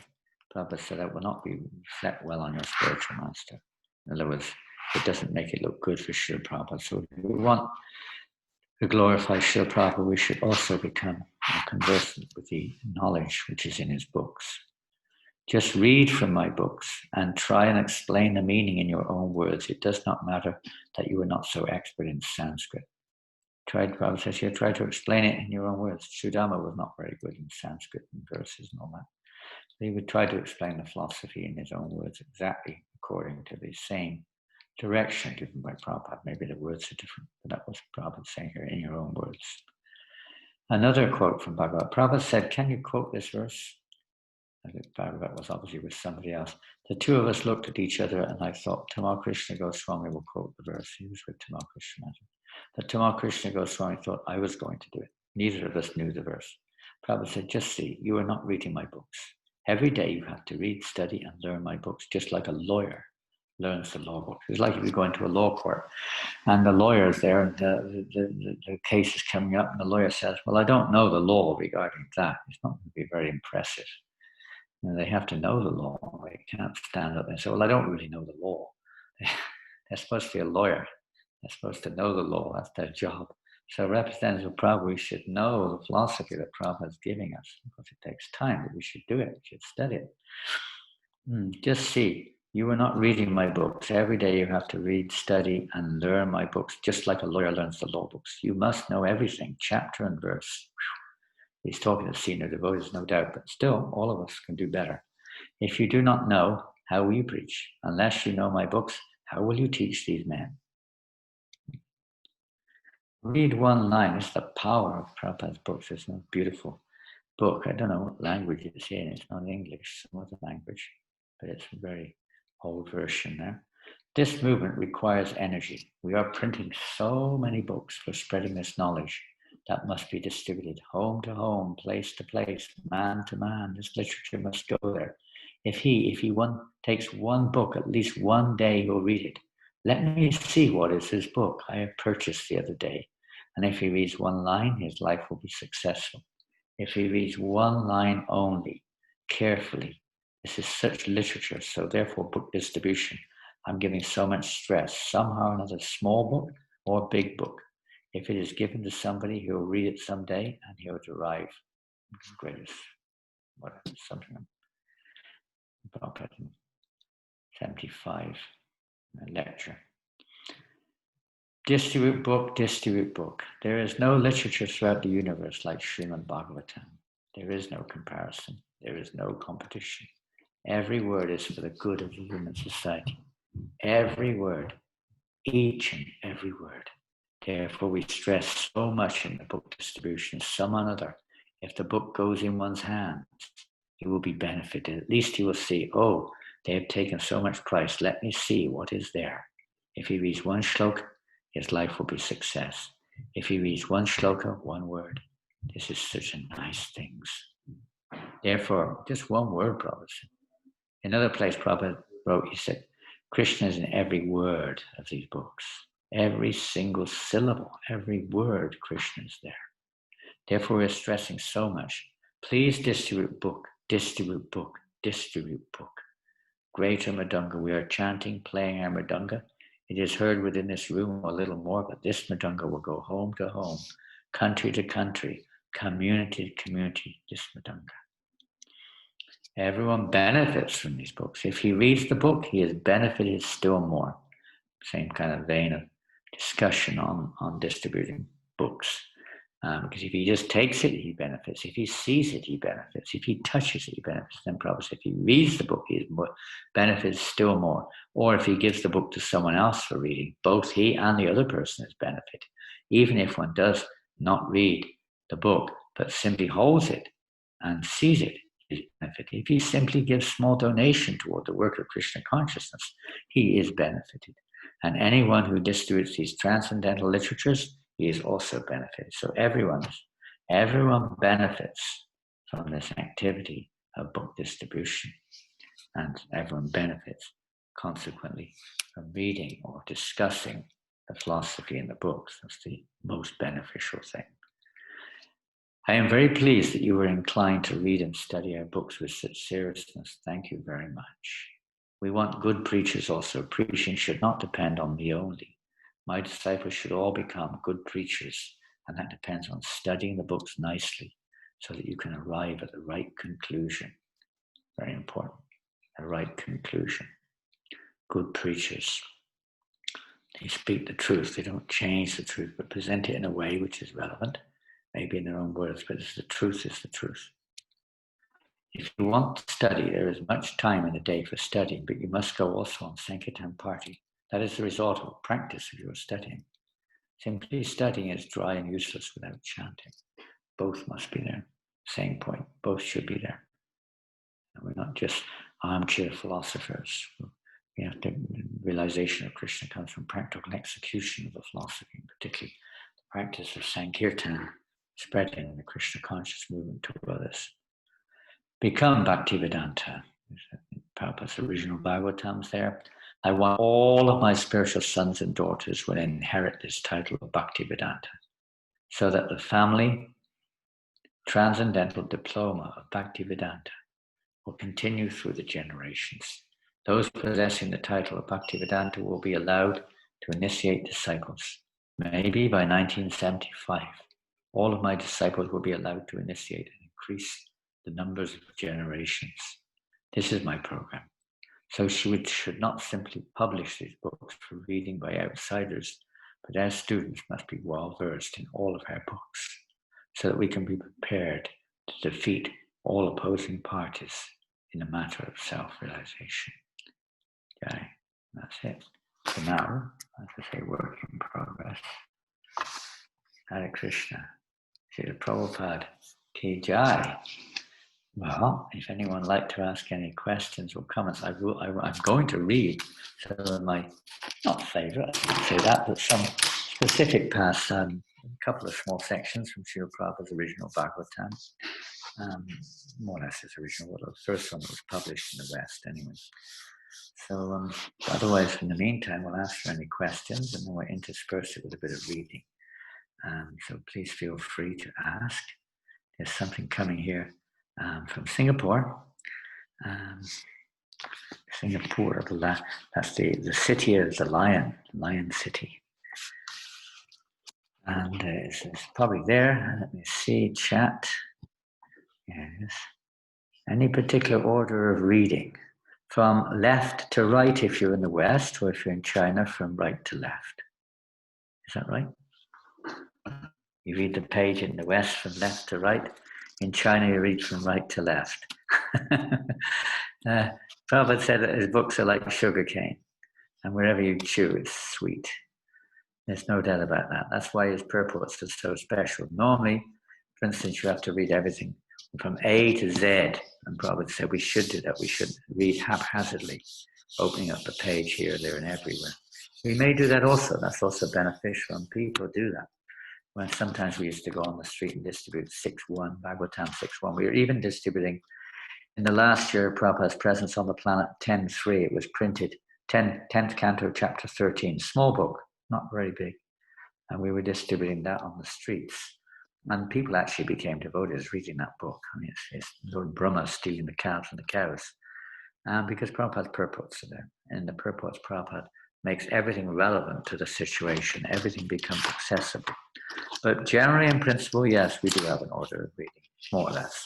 It's not black and white, but it's more or less. You read Bhagavad Gita, maybe it's some small books first, then you read Bhagavad Gita, ongoing things like maybe there also. But Bhagavad Gita is always read, and it's one of the first read. And then after reading thoroughly Bhagavad Gita, small books, then we may read Srimad Bhagavatam. But before we even read Srimad Bhagavatam, Prabhupada gave us the Krishna book. The Krishna book was given practically as one of the first books, Teachings of Lord Chaitanya, Nectar of Devotion, and Krishna book. So they should be amongst our first readings, those three, Teachings of Lord Chaitanya, Nectar of Devotion, Krishna book, Ishopanishad. These books are early reads. When one read all of those books, then Chaitanya Charitamrita is basically the books that Prabhupada translated. We do have all kinds of lecture books and so on, but they come afterwards. So those are basic books, the Bhagavad Gita, other small books, Krishna book, Nectar of Devotion, Teachings of Lord Chaitanya, Srimad Bhagavatam, and Chaitanya Charitamrita. These ways. And if one is going to do some further studies, you read again. And many devotees have read the Bhagavatam 10, 20 times all the way through. And obviously they're very enthusiastic to read. And others have read, I've read many books of other, from other lines, but in the line of Srila Prabhupada's books, I haven't read Prabhupada's books and Chaitanya Charitamrita and etc. It's not that we realized it, but Prabhupada also gives indication there too. But that's after we've thoroughly been through with permission from our spiritual inspirations about reading other books. There may be books like, on the sideline, like, appreciate, what's it called? Tour guides of Vrindavan, Mayapur. They're different, they're like practical things, or Vaishnava etiquette. These are essential books for practically applying the knowledge in our lives, but not necessary. And then books on Prabhupada's biography are there, because now we have Prabhupada's biography. In many ways, that's one of the first books we should read, biography of Srila Prabhupada, so we get a little bit deeper understanding, more connection, more feeling of indebtedness, more feeling of attachment to Srila Prabhupada as our Shiksha Guru. These are the books can be very valuable too. But, primarily, we should read Prabhupada's books. That's the main thing. How do we develop the taste for reading? Sometimes devotees happily chant and do seva. They struggle to regularly read. How can they overcome? So we've all got different tastes. I mean, I'm sure if we asked you, I can't see everyone's picture, so I can't do it. If I could see everyone's picture, how do I do that? Let me see if I can see everyone's picture. I don't know how I do that. It's gone then. Gallery view. There it is. I've got it. I'll just try to put that off the screen for a minute. Oops, what happened there? I don't know. I'll push it to the side. Well, I can't see everyone's face, so I can't ask. But if we were to ask everyone, what service do you like the most? Okay, if I can only see about a dozen devotees, and the rest is just blank. But if I was to ask, how many of you, your favorite service is honoring prasadam? Put your hand up.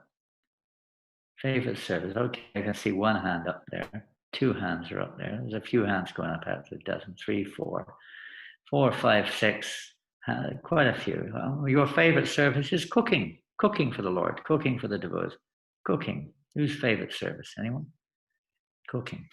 There's a few hands going up there too. And some people like both. They're both favorite. There's one hand I can see. Somebody in Sydney there has got their hand up. I wonder why. She can hear me. Yeah, well, I'll tell you frankly, that's one of my favorite services is cooking. I don't do much, but I love it. It's a complete absorption. Favorite service, deity worship. Deity worship, not maybe on the screen, not many of you are pujaris, I don't know. There's one hand up there, one prospective pujari there. Be careful what you say there. You're going to be a pujari soon. You're going to be 12 hours a day in the temple there doing deity worship. Yeah, different services. Maybe some people like managing. Some people like making money for Krishna. Some people like farming for Krishna. It's kind of natural. It's our nature, you know, like that. Some people like to distribute books. How many of you like books? I mean, some people really like book distribution. It's like a special taste by distributing Prabhupada's books. Yeah, there's a couple of hands going up there. Rishikesh just did his first Srimad Bhagavatam set last week. And chanting kirtan. How many of you like kirtan? I mean, everyone likes kirtan, but I mean, some devotees, it's like the primary thing. They can't resist it when kirtan begins. It's just the life and soul of their existence. You know? We all have different stages of our growth, different things may manifest, which are natural, which give us so much inspiration, etc. And generally speaking, Prabhupada gives the example that they are cultivated, developed in the association of devotees. Our desire to do deity worship is nurtured, grows in the association of devotees, to distribute books, to do Harinam Sankirtan. Everything is generally in the association of devotees of the Lord. And that way, that's why so many associations are formed in the world, where people with similar interests get together and they nourish their interests, or they participate together. But similarly in reading Prabhupada's books, many, it's probably one of the, everyone will say, yes, I like, but I mean, in most cases, we don't put much emphasis on it and we don't show so much seriousness about it, so much absorption in it. I should say we haven't got so much taste. So the same thing is there. It's supposed to be heard in the association of the Vaishnavas, in the association of devotees, similar-minded persons. We're supposed to hear this subject matter. Satam pasangam mamavir sangvido bhavati vitkarna saina kataha. Yeah, Shukadeva Goswami. So rather, Lord Kapila Dev explains in the Bhagavatam in the third canto that this subject matter is meant to be heard in the association of devotees, and it brings great happiness to the heart and to the ear. Great taste. One gets a great taste like that in the right association. So that's one of the major purposes of this week, Sravanam week, of hearing, is that we do create that situation more and more and more, where people can come together and hear the subject matter of Srimad Bhagavatam amongst themselves. These things are done online now. Many people are doing it online, and you have to do your own research, but I know there are many reading sessions online. In Newcastle, I can see Prem Sankirtan is there. I know in Newcastle they were doing online Srimad Bhagavatam, Krishna book, this thing, that thing, during the lockdown, because they couldn't get together physically. They were doing it online. Sometimes you're in a part of the world, there's many other devotees. You can do it online with devotees in other parts of the world, reading, removing doubts, sharing things. If you don't know the answer, you put it up there and then you maybe share it in a bigger form or whatever it may be to clarify. And this way we start to get excited, a little bit excited when you start to see that the books are not just a thing you do, but they're actually something which is guiding us and solving our problems in life and inspiring us to engage in our cherished activities. You know, even if you're cooking, you want to cook in the right way. You don't just want to cook because you're good at it. That's okay, but that's not transcendental. You want it to become transcendental. So we're hearing from Krishna how it can be done for his pleasure, and not just because we're good at it or we like it. Those things can be engaged, but they have to be spiritualized. So when we hear from the pure devotee how to do it in a way which is pleasing to Krishna, so coming together with devotees, coming together, helping each other, encouraging each other to read and to hear from the Shastras like that. Okay, we'll just go back now. I don't know what happened there, but anyway, it's okay. Any particular? what is this? We go through BG8, or Bhagavad Gita as it is in Srimad Bhagavatam. Yeah, very good. We do indeed. Hare Krishna. How do we get that one? Apart from other books, is there any particular order? That's pretty much, we've already read it. I think we already discussed that, the order. Is there any, apart from other books, is there any particular order? Well, I mean, I don't quite know what the difference is between that one and the previous one, but in terms of order, it's best to start at the beginning and work to the end, if you can. And that's not, is usually possible. I mean, if you only get the third canto of the Bhagavatam and you've got nothing else, that's another thing. But generally speaking, it's best to get the books.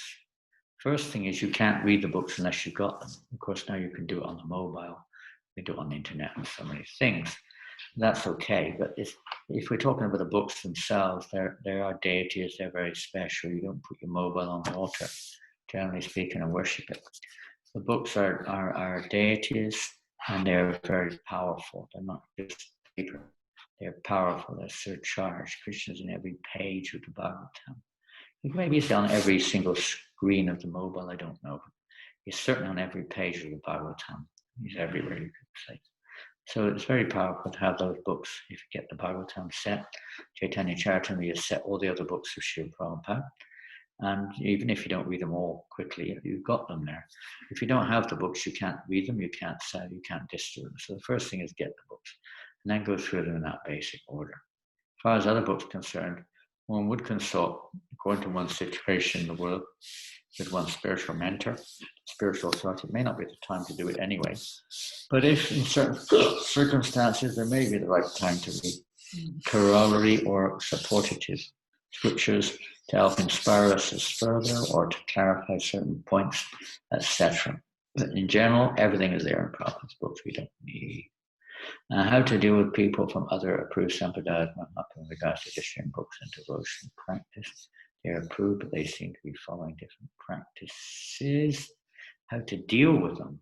I think there's like two angles there. Well, yes, well, they are and they aren't. One would hope to think that the goal is exactly the same. The details may vary, as we see in Nectar of Devotion, where Goswami gives general and detailed principles are not emphasized.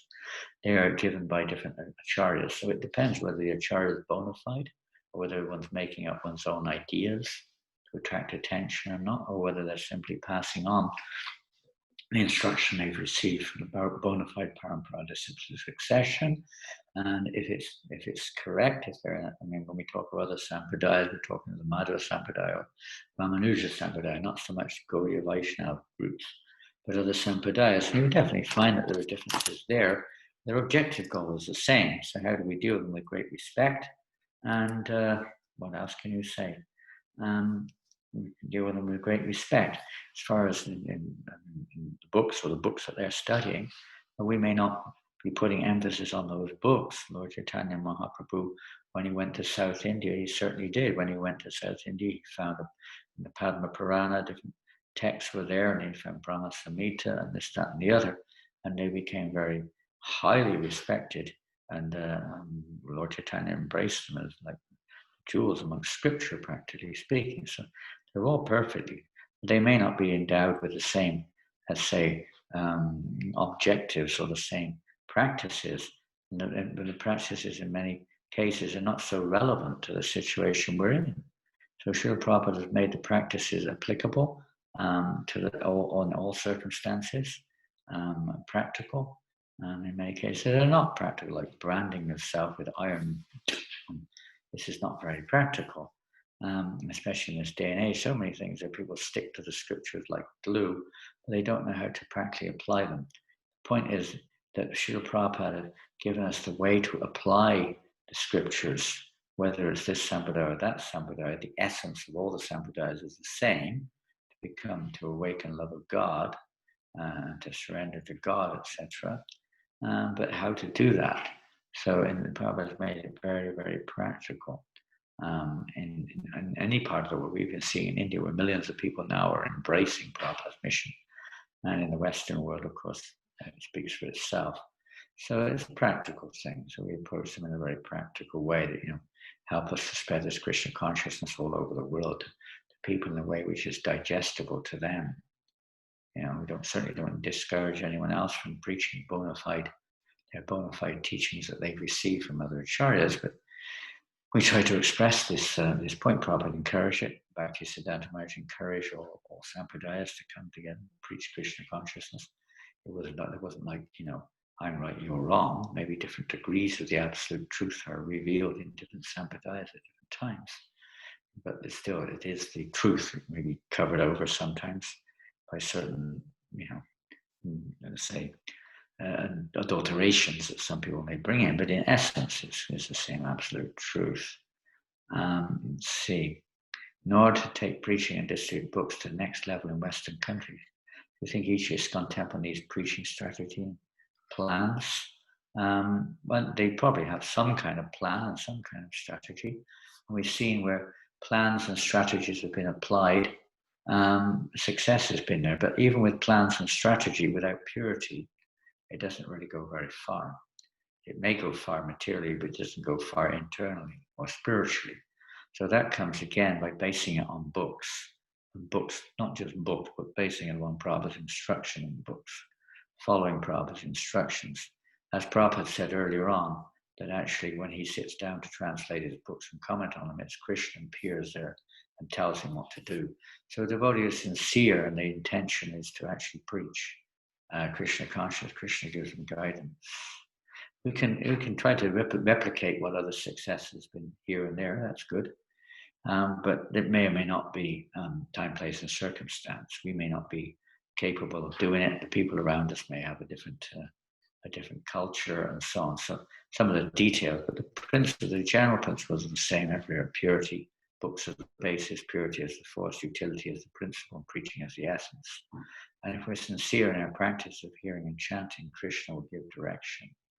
It's not just based upon somebody's intellectual capacity, based on their karma, but it's on purity of connection with Krishna. Prabhupada said when he came to the Western world, he actually didn't know. He didn't have a plan other than his books. He didn't have a plan, I'm going to do this, that, the other. He said he just way Krishna guided him, Krishna directed him what to do. And he adjusted it regularly according to time and circumstance. It wasn't like etched in stone. The principles were etched in stone, but the practical application was not. So he had to take, inspiration from Prabhupada also. But it's the purity. Prabhupada's Gopalas had the same instruction, they had the same knowledge, the same guru, the same everything. But they didn't surrender in that way. Prabhupada completely surrendered, totally without any ulterior motive to the instruction of the guru. And Krishna gave him all instruction, all guidance. I had more taste for reading about Srila Prabhupada than books by Srila Prabhupada. Although I had read Gita and so on, I was enthusiastic, but later I found I had more taste for hearing. So is something wrong in focusing more on books about Srila Prabhupada, as there is person whose life is Bhagavat personified in book Bhagavat? I humbly request you, can you please enlighten on this? So we do both. Do both. They can enhance each other. I mean, Srila Prabhupada books are telling us how much he put emphasis on book distribution, how much he wanted us, books about Prabhupada, how much he wanted us to read his books. We wouldn't be there reading books about Prabhupada if Prabhupada hadn't written books in the first place anyway, because nobody would be here to write books about Srila Prabhupada. There'd be no STON movement. The book movement was based upon that. So, it's Janma Karma Chame Divyam. We have to know about the person, we also have to know about his teachings. Both have to be there if we really want to go back to Godhead. But in the books about Prabhupada, you'll also find so many teachings also. There's so many quotes, there's so many wonderful things there. So that's fantastic if you're attracted to that. Many devotees have written wonderful memoirs about Srila Prabhupada. So many. Not just the Lilamrita, there's Hari Saurya's diaries, so many, dozens and dozens of devotees have written beautiful memories, helping us to feel more closely to Shiva. But the effect of actually hearing those books is that we want to hear that person's teachings. It's because those teachings will actually change our hearts. So we want to know about that. Why he has given his whole life to his last breath, translating these Bhagavatam. Why? We want to know why. We want to know what is in there.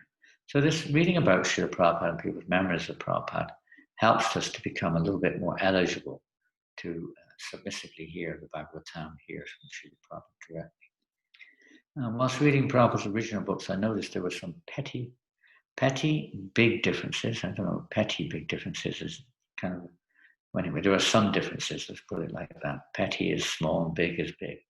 Oh, pretty. I thought, excuse me, you're right, pretty. They're not very pretty. Some people think they're pretty, some don't. In a purport sentence structure, why is this? I would have thought that changing Prabhupada's books would be an offense. This is a topic which, of course, is an ongoing topic amongst all different groups of Vaishnavas around the world. We can spend a lot of our time discussing this, getting into details. It's not my business to say, I know better than you, or you know better than me, etc., etc.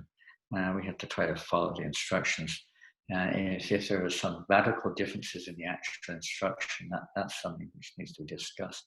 But if they're changing in grammar or changing in line constructions, etc., etc., if it doesn't actually change the actual instruction, it's not necessarily such a big issue. If there's some genuine changes in the actual instruction, that's another thing altogether, which I'm sure more than a few people have noted. If there is, I'm not saying there is or isn't, but if there is, but we can spend a lot of time talking about this and miss the essence of the teaching sometimes, And Prabhupada, I don't know, he said present things in your own words when it came to preaching, and he gave a lot of trust and faith in certain devotees in editing his books. All of Prabhupada's books were edited, even the early ones. Even the Bhagavad Gita was edited. The first publication was edited. Prabhupada wrote it, but then it was edited and proofread and grammatically changed and this, that, and the other to fit the whatever situation they were in America. It wasn't that Prabhupada went through every single detail of those books, by the way, before they went to print. He didn't do that. He may have gone through some of it, but not all of it. And many times there were, maybe some things Prabhupada pointed out later on that wasn't quite correct. It wasn't, but the essence was there, and it's the essence which changes people's hearts. There are millions of people coming to Krishna consciousness now by reading the Bhagavatam and the Bhagavad Gita, and there were millions of people coming before, and they're coming to the same movement, and they're doing the same things. So, you judge a thing by its result, in a sense. So you can see that it's not like it's diverted people away to some other philosophy or some other behavior. They're coming to the same process, same conclusion, the same process. So there may be some areas which, whatever, different people have different opinions, I suppose, on some changes that may have taken place. But the real change that has to take place is in our hearts, and stop trying to find faults and stop trying to find, this, that, the other. We've got to find faults in our own hearts. All these things are there to try to help us to realize that the real fault finding is in our own heart. The real differences are in our own heart. The problem is when we have differentiality. You can read in the third canto of Bhagavatam. Differentiality is when we see ourselves in the center and we judge things according to our own perspectives. So that's the real thing, whatever the cause may be, is to change our own hearts. So I'm going to read something now from the Bhagavatam, if you want to stay with it. This is, you can follow it. I don't know if up on the screen or not. That I don't know. These are just two sections from Prabhupada. Can't find it. Here it is. From Prabhupada's purport. From the first canto, chapter 10. Let me go back a minute. Don't know where we are. Where am I? Oh, okay. Let's take it off. There we are. And boom, boom, boom, boom. Don't know how to go back. Speaker view. There we go. Hare Bo. Hare Krishna. So if you want to follow, you're welcome. First canto, chapter 10, text 5. This is Departure of Lord Krishna for Dwarka. I couldn't find the sections I really wanted to read, but these are two nice ones which I like. So listen carefully. This is Canto 1. Om Namo Bhagavate Vasudevaya. Prabhupada used to start every class, basically speaking, with Jai Radha Madhava, except for on festival days. Sometimes you would sing other songs. But generally every class, Bhagavad Gita and Bhagavatam, with Jai Radha Madhava. Then Om Namo Bhagavate Vasudevaya. So, and then we would all chant the Sanskrit mantras and repeat the Sanskrit mantras. Everyone repeat. We don't have time to do that. I'll just read it through.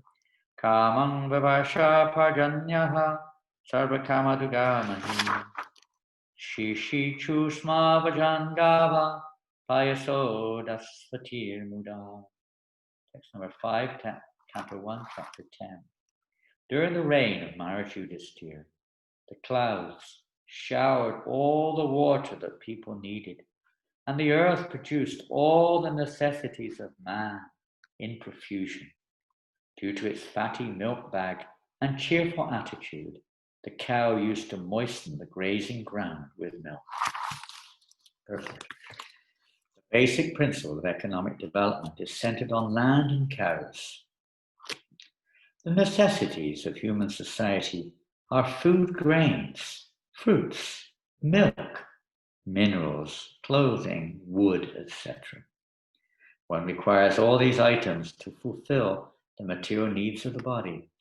Certainly one does not require flesh and fish or iron tools and machinery.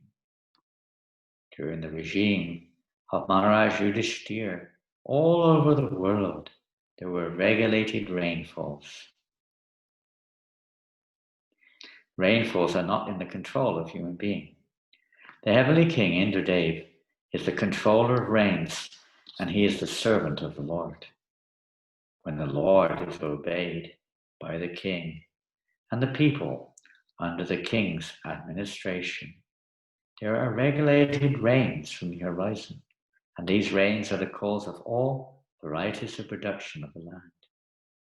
Not only do regulated rains help ample production of grains and fruits, but when they combine with astronomical influences, there is ample production of valuable stones and pearls. Grains and vegetables can sumptuously feed a man and animals, and a fatty cow delivers enough milk to supply a man sumptuously with vigor and vitality. If there is enough milk, enough grains, enough fruit, enough cotton, enough silk, enough jewels, then why do the people need cinemas, houses for prostitution, slaughterhouses, etc.? What is the need of an artificial, luxurious life of cinema, cars, radio, flesh, and hotels?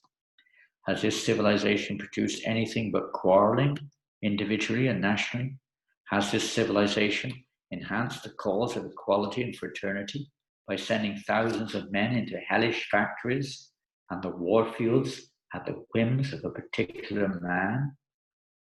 You see how practical Prabhupada is. He's not just talking philosophy above people's heads. He's making it realistic. People may be proud of their so-called speculations, but they don't even have the basic human behavior at their disposal. We're living in a hellish situation, and it's being imposed upon people and cultivated by society today. Prabhupada is very practical, down to earth, really down to earth. When he was in Hyderabad and people were asking about what's the difference between Dvaita, Advaita, Vishuddha Dvaita, this Dvaita, that Dvaita, Dvaita, Dvaita. So many things they were asking. So what's the point of talking about this? You have no rain. People need food, and you're talking about Dvaita, Advaita. What is this nonsense? Prabhupada was very practical. He said you perform Sankirtan Yoga and bring rain. It is said here that the cows used to moisten the pasturing land with milk because their milk bags were fatty and the animals were joyful.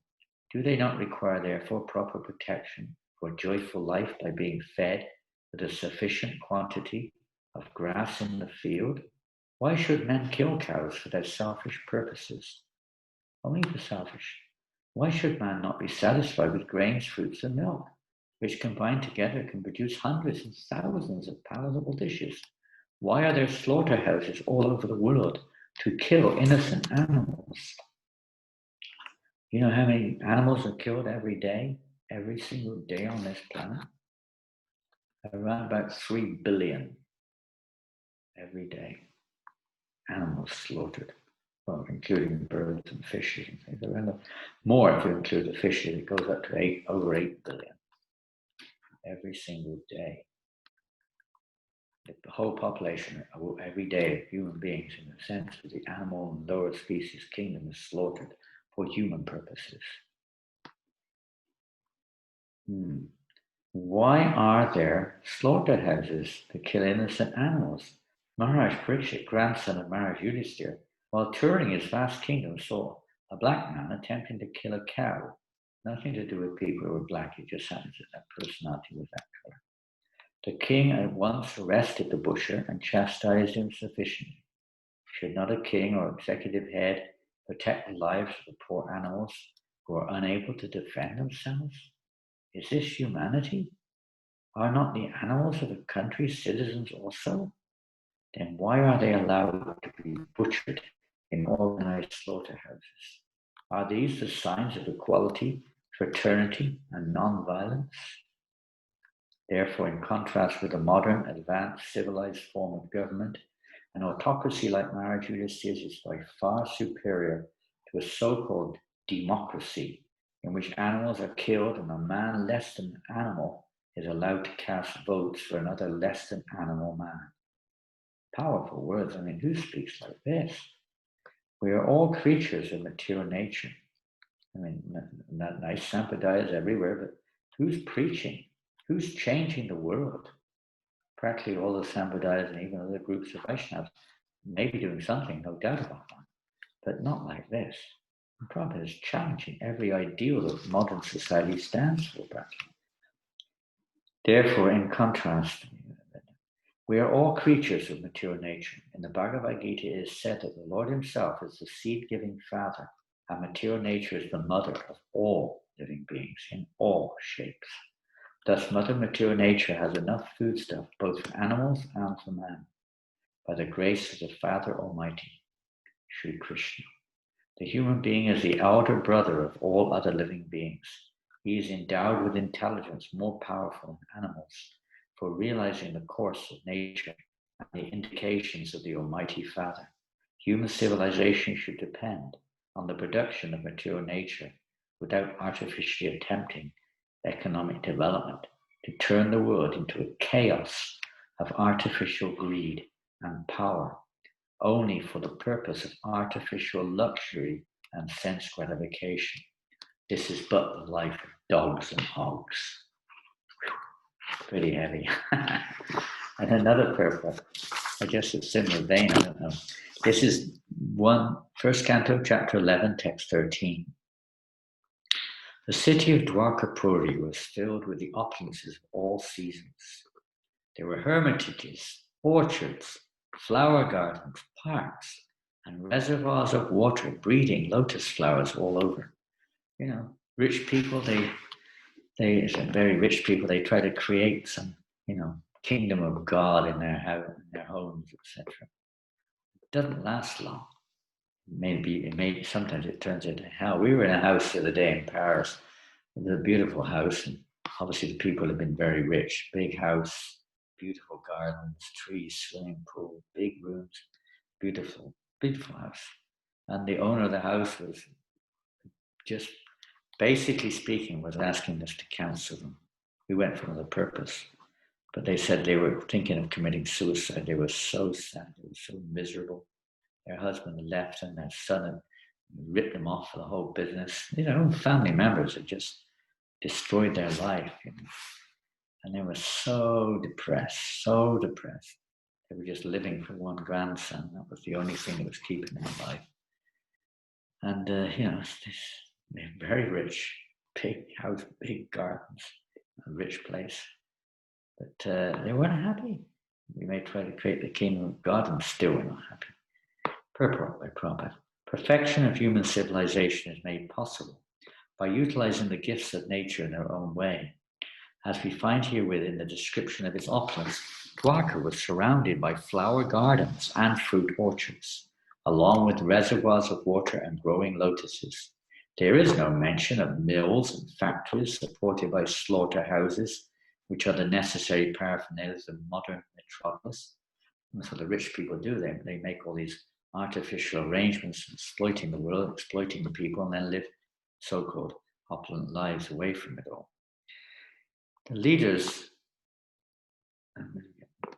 the propensity to utilize nature's own gifts is still there, even in the heart of modern civilized man.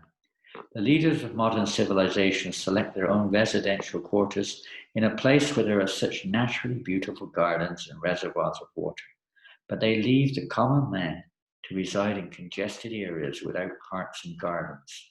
One or two devotees here today are from Philippines. I can see where. Yeah, they're still here. And in the Philippines, the biggest city is Manila. It's a city of around about 20 million population. In the whole city, there's hardly one park.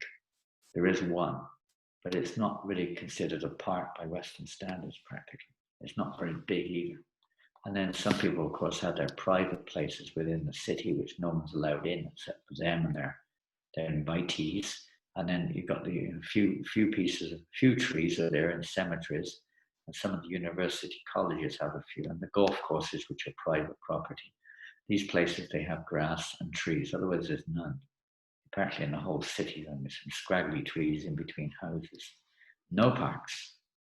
This is, Kali Yuga, and this is due to the exploitation of the leadership. These are modern. Herein, of course, we find a different description of the city of Dwarka. It is understood that the whole Dham, or residential quarter, was surrounded by such gardens and parks with reservoirs of water the lotuses grew. It is understood that all the people depended on nature's gifts of fruit and flowers without industrial enterprises promoting filthy huts and slums for residential quarters. Advancement of civilization is estimated not on the growth of mills and factories to deteriorate the finer instincts of the human being, but on developing the potent spiritual instincts of human beings and giving them a chance to go back to Godhead. Development of factories and mills is called Ugra Karma. And it's interesting to note that Ugra Karma started in the United Kingdom mainly, a place called Shropshire, where the first machinery, the steam engine or whatever it was created, from which so many factories sprang up in the United Kingdom and consequently all over the world. But it started there in the country, United Kingdom. And we usually call the United Kingdom UK, UK. And Ugra Karma is shortened version of Ugra Karma is also UK. So these Ugra Karmic activities burst up in UK and spread all over the world. Pungent activities, Prabhupada said. And such activities deteriorate the finer sentiments of the human being and society. They deteriorate the finer qualities, and what do?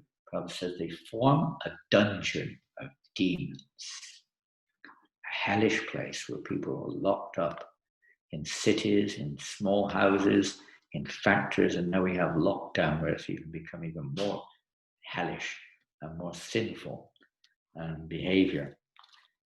All this is brought upon by the demoniac mentality and leadership within society. We find here in the mention of pious trees, which produce seasonal flowers and fruits. The impious trees are useless jungles only, and they can only be used to supply fuel. In the modern civilization, such impious trees are planted, and we plant them all over the world, pine trees and things like this, for paper and to print all kinds of rubbish things. In the modern civilization, such on the roadside, yes, they used to have nice fruit, and they still do in some countries like Slovakia and Czech. They still have fruit trees all along the side of the roads. You can basically help yourself. A few countries like that. But in most places, they have trees, or they're shade trees. Okay, something better than nothing. But all these trees which have they don't produce flowers, fruits, or nuts. Human energy should be properly utilized in developing the finer senses for spiritual understanding, in which lies the solution of life. It's not in material enterprise, it's in the finer, as Prabhupada mentions here, the finer senses of spiritual understanding. And the whole society should be directed in order to cultivate finer senses of spiritual understanding. Fruits, flowers, beautiful gardens, parks, and reservoirs of water with ducks and swans playing in the midst of lotus flowers, and cows giving sufficient milk and butter are essential for developing the finer tissues of the human body. As against this, the dungeons of mines, factories, and workshops, Prabhupada compares them with prison houses, dungeons, dingy dungeons. These places develop demoniac propensities in the working class. The vested interests flourish at the cost of the working class, and consequently there are severe clashes between them in so many ways, because there's so much competition, false monetary system, and imbalance in society. One of Prabhupada's first intentions in the West was to teach the spiritual science to adjust or to rectify the imbalance in human society. The vested interests flourish at the cost of the working class, and consequently there are severe clashes between them, between the working class and the leadership, or the capitalists and the workers, or whatever you call it. Many clashes, and there are clashes between different groups also over exploitation of nature. The description of Dwarkadam is the ideal of human civilization. So that is the purpose of Prabhupada's scriptures, is to bring about a situation, a revolution in human society which will be favorable for the practice or the cultivation of pure devotion. So it's not just a philosophy which only a few people can do and everyone else is supposed to support, but it's a philosophy which everyone can live in their lives wherever we are in this world today. Okay, I don't know. I think that's probably it.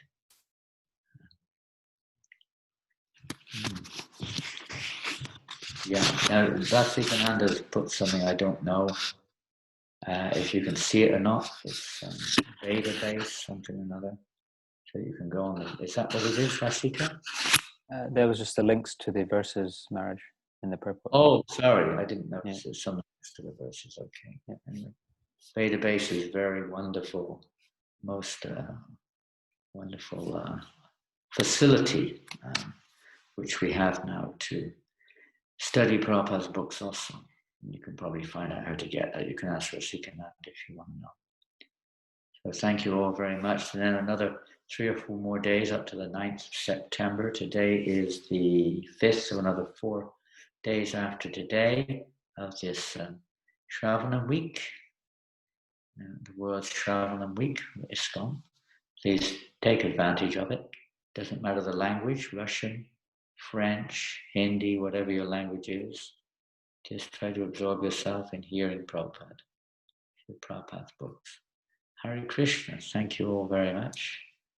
Hare Krishna indeed. Now we'll have a little kirtan. Srila Prabhupada ki jai.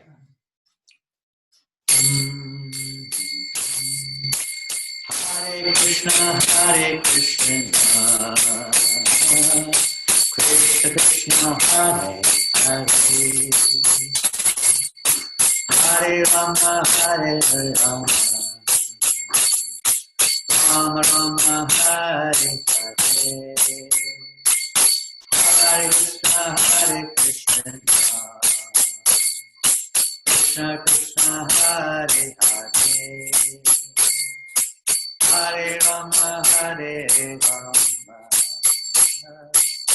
Rama Rama, Hare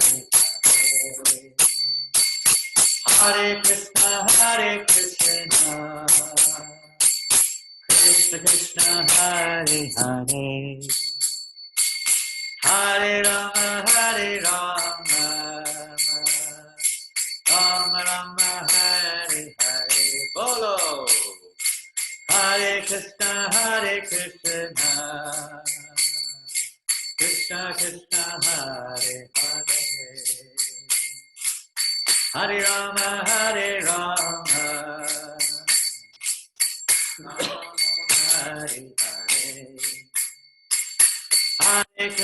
Hare Krishna, Krishna Krishna, Hare Hare,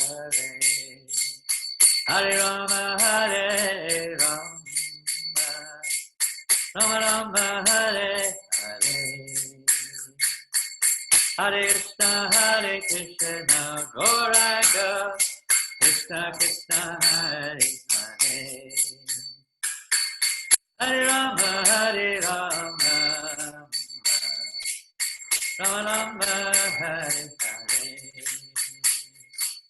Hare, Hare Krishna, Krishna Krishna, Hare Hare, Hare Rama, Hare Rama, Rama Rama, Hare Hare, Hare Krishna, Hare Krishna, Gauranga, Krishna Krishna, Hare Hare, Hare Rama, Hare Rama, Rama Rama, Hare Hare, Hare Krishna, Krishna Krishna, Hare Hare, Hare Rama, Hare Rama, Rama Rama, Hare Hare, Hare Krishna, Krishna Krishna, Hare Hare,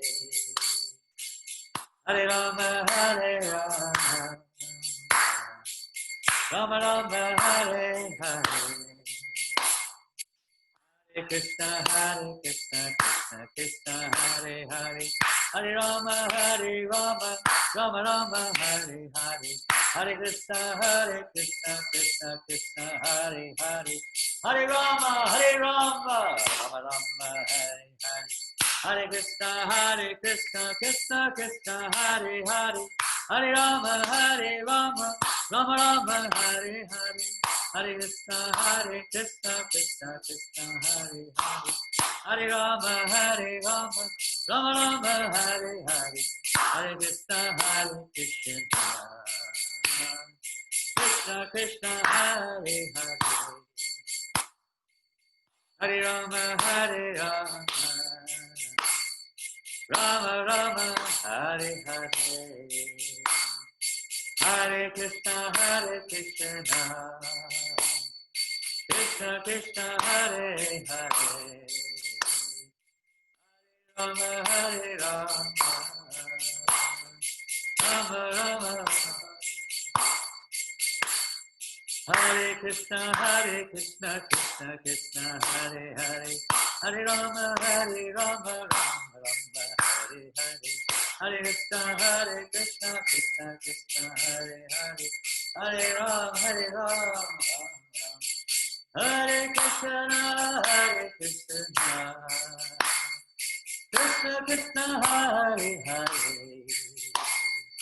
Hare Rama,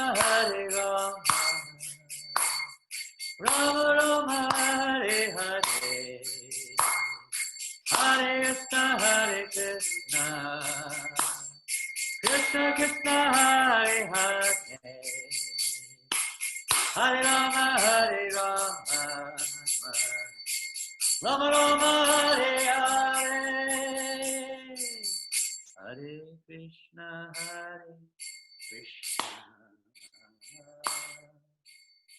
Krishna Krishna, Hare Hare, Hare Rama,